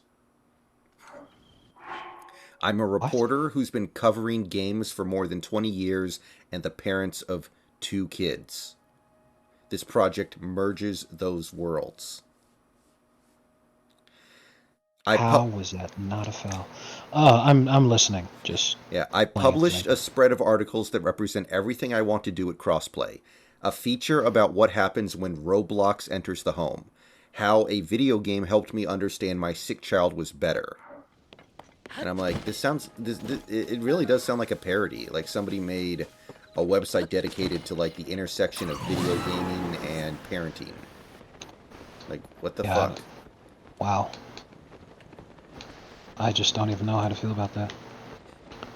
Yeah. Why does it feel like everyone in the league is amazing at defense now? What the fuck? Every point guard in the league, if they're starting, has at least 80 perimeter defense. What the hell is this? Yeah. It's like people are developing too easily. Yeah, I don't even know what to say about that shit, man. Vice is just weird. Well, are you familiar with the meme of the guy who is playing a Yakuza game and there's a bikini babe on screen and he's covering his eyes? No. Okay.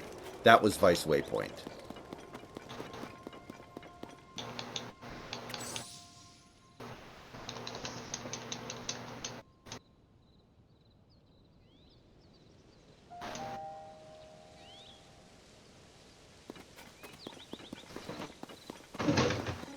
He has to show. Let's see here. Wow. Wow. I thought you were talking about a comic that somebody drew, not actual, literal, exactly what you described. No, it was a Let's Play, and yeah, in order to show solidarity with women. Should show solidarity with these nuts.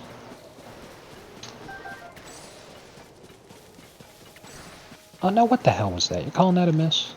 How the fuck you missed that? What a beautiful fucking shot. Makes me think of the Foxford comic. 20 reasons why endless wars in the Middle East are actually a good thing. Yeah, seriously. 10 signs that your fetus might be a racist.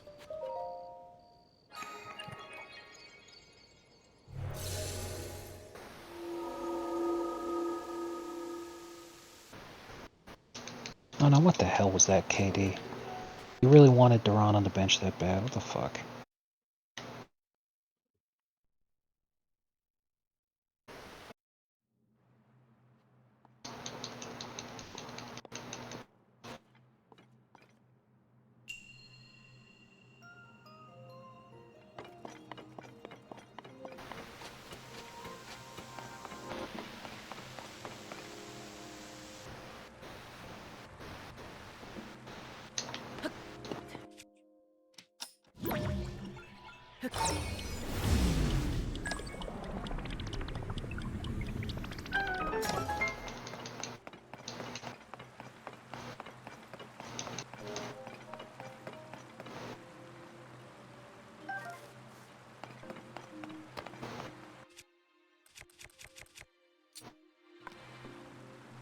I think I am JS, but I'm not 100% sure. But I believe I am, yeah.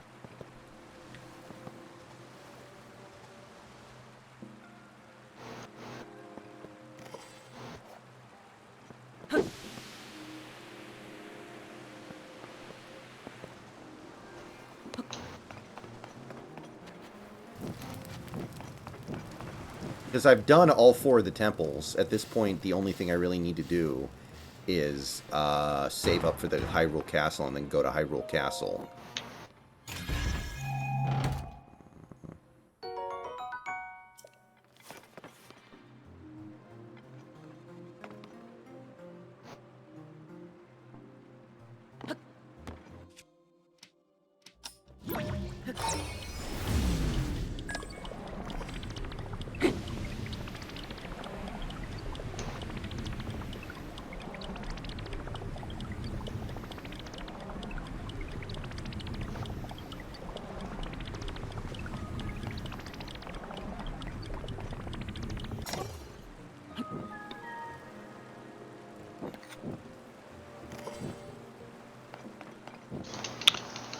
kind of excited to see what the new Sonics jerseys will look like.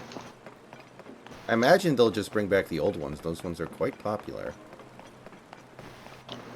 Yeah, that's what I'd like to see. But as far as the retro thing goes, and the Nike jersey era, not as popular as we'd hope.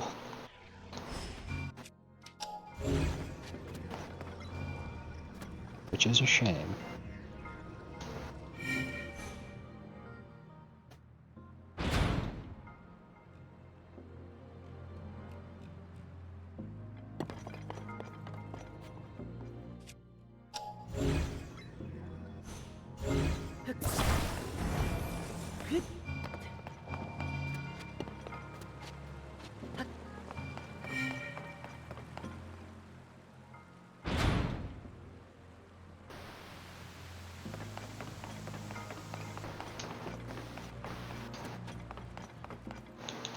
Good Okay, let's fucking see Christ. here. Okay, that's... Wow, you know what Iggy's 3-point percentage is on the season? What? And keep in mind, his 3-point shot attribute's an 81. That should be considered good. He's shooting 27% from 3. In fairness, he did shoot kind of that percentage in a decent number of his actual NBA seasons, I guess. Yes, however, in 2K, his 3-point rating would not have been in the 80s. Right. 80s is considered at the very least above average. So, for this point in his career, plus this point in NBA history, 80 should be somewhere in the realm of at least 37%. 27 is atrocious.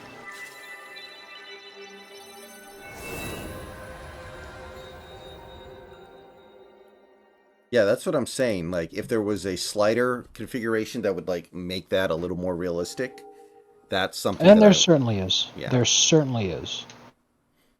I'm just not using it, whatever it is. Because I'm using 2K's default shit for the Superstar setting, which is right below Hall of Fame. Like, when I was playing the show, I had a player with 123 speed or something. Some ridiculous speed rating. Like, I was the fastest player in MLB history. But I couldn't steal a base because in the show, it's impossible to get a jump on the pitcher. You just have to go when they go. And because of that, it was literally impossible to steal a base. So I adjusted the slider so I could actually steal bases because, like, I want to actually be able to steal bases with a player that I worked hard to get the speed rating up on. Like, I think that's pretty reasonable, right? Yeah, if you've got someone who has the speed, like highest in MLB history levels, they're going to get a lot of steals and they're not going to get caught, you know? Like, I forget who it is exactly, but the Cincinnati Reds had a guy a number of years ago who was lighting it up so much that even I had heard about him. And not only was he leading the league in steals, he, constantly leading the league in highlight plays based off of his speed. And more importantly than anything else, he was also leading the league in the amount of times that a runner made it from first base to home on a base hit. A Might have guy been, like, on... Joey Votto, maybe? I don't know. Let me check. Cincinnati Reds.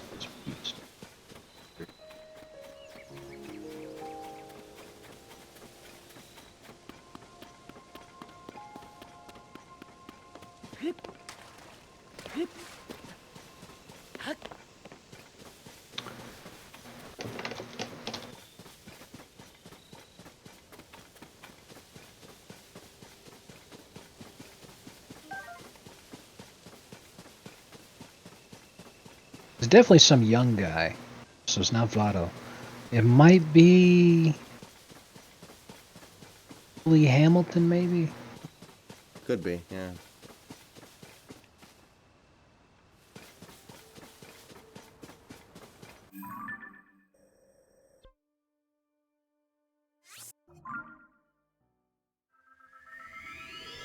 I mean, the guy routinely getting base hits on a bunt is exceptional.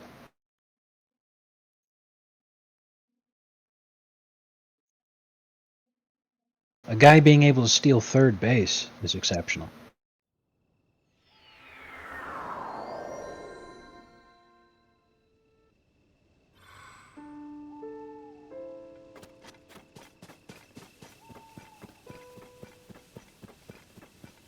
So yeah, if you have that kind of speed, you know, you should be able to take advantage of it. Because, like, even here in 2K, Leandro Barbosa, he was one of the fastest players in the league when he was playing. He's the fastest player in the league in my franchise right now.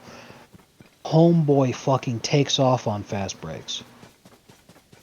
Absolutely. So, like, I pass it to D-Will and then pass it straight to Barbosa, and holy fuck, dude. The guy's already gone. It's a guaranteed bucket.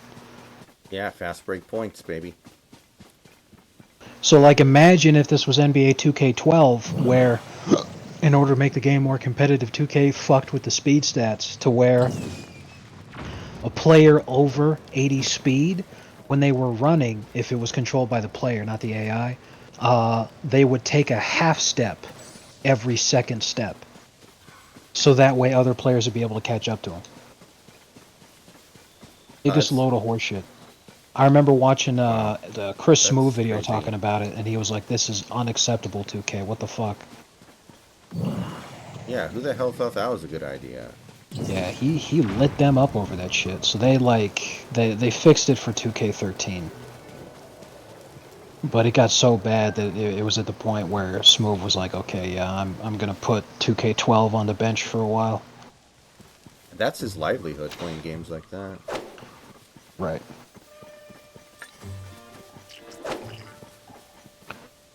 And you hate it because, like, it happens so much in sports games because it's easy, and with annual releases, you know, deadlines matter so much. They're just like, okay, fuck it, you know. But it's just so upsetting that they do that lazy shit.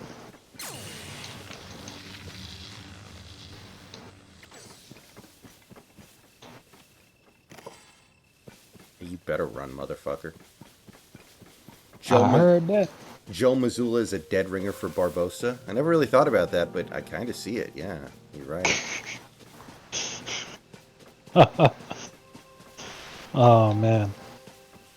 I have to say, it makes a lot more sense now why Al Horford kept acting as the head coach during timeouts for the Celtics, because he's actually like 3 years older than Mazzulla. Like, he probably is legitimately a better coach. Yeah, I believe it. Yeah. I wonder if we'll ever see another player coach again. Yes, we will. And I mean literally, not like the LeBron example where we all know LeBron's the coach, but he's not officially listed as the coach. I mean literally too. It's going to be Game 7 of this finals, and Spo's going to rip his shirt in half, revealing the jersey underneath, put himself in to take the game-winning shot. It'll be an air ball that's like a good 15 feet short, heat loose. He's like Bill Murray in Space Jam. Exactly. He's like, hey, it doesn't matter. I'm the oldest coach in history now. Or the oldest player in history now. That's the only thing that matters. Suck it, Haslam. That would be hilarious.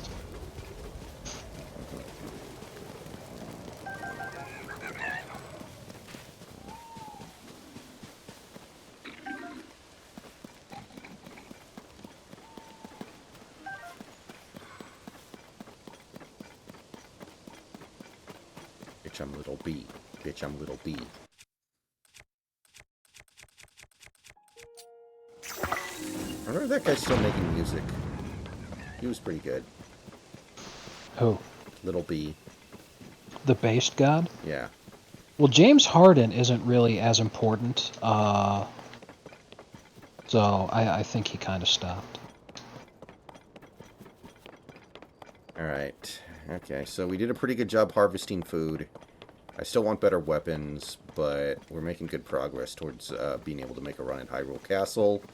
So I think that's going to be it for tonight. Thanks everyone for hanging out. See you guys tomorrow.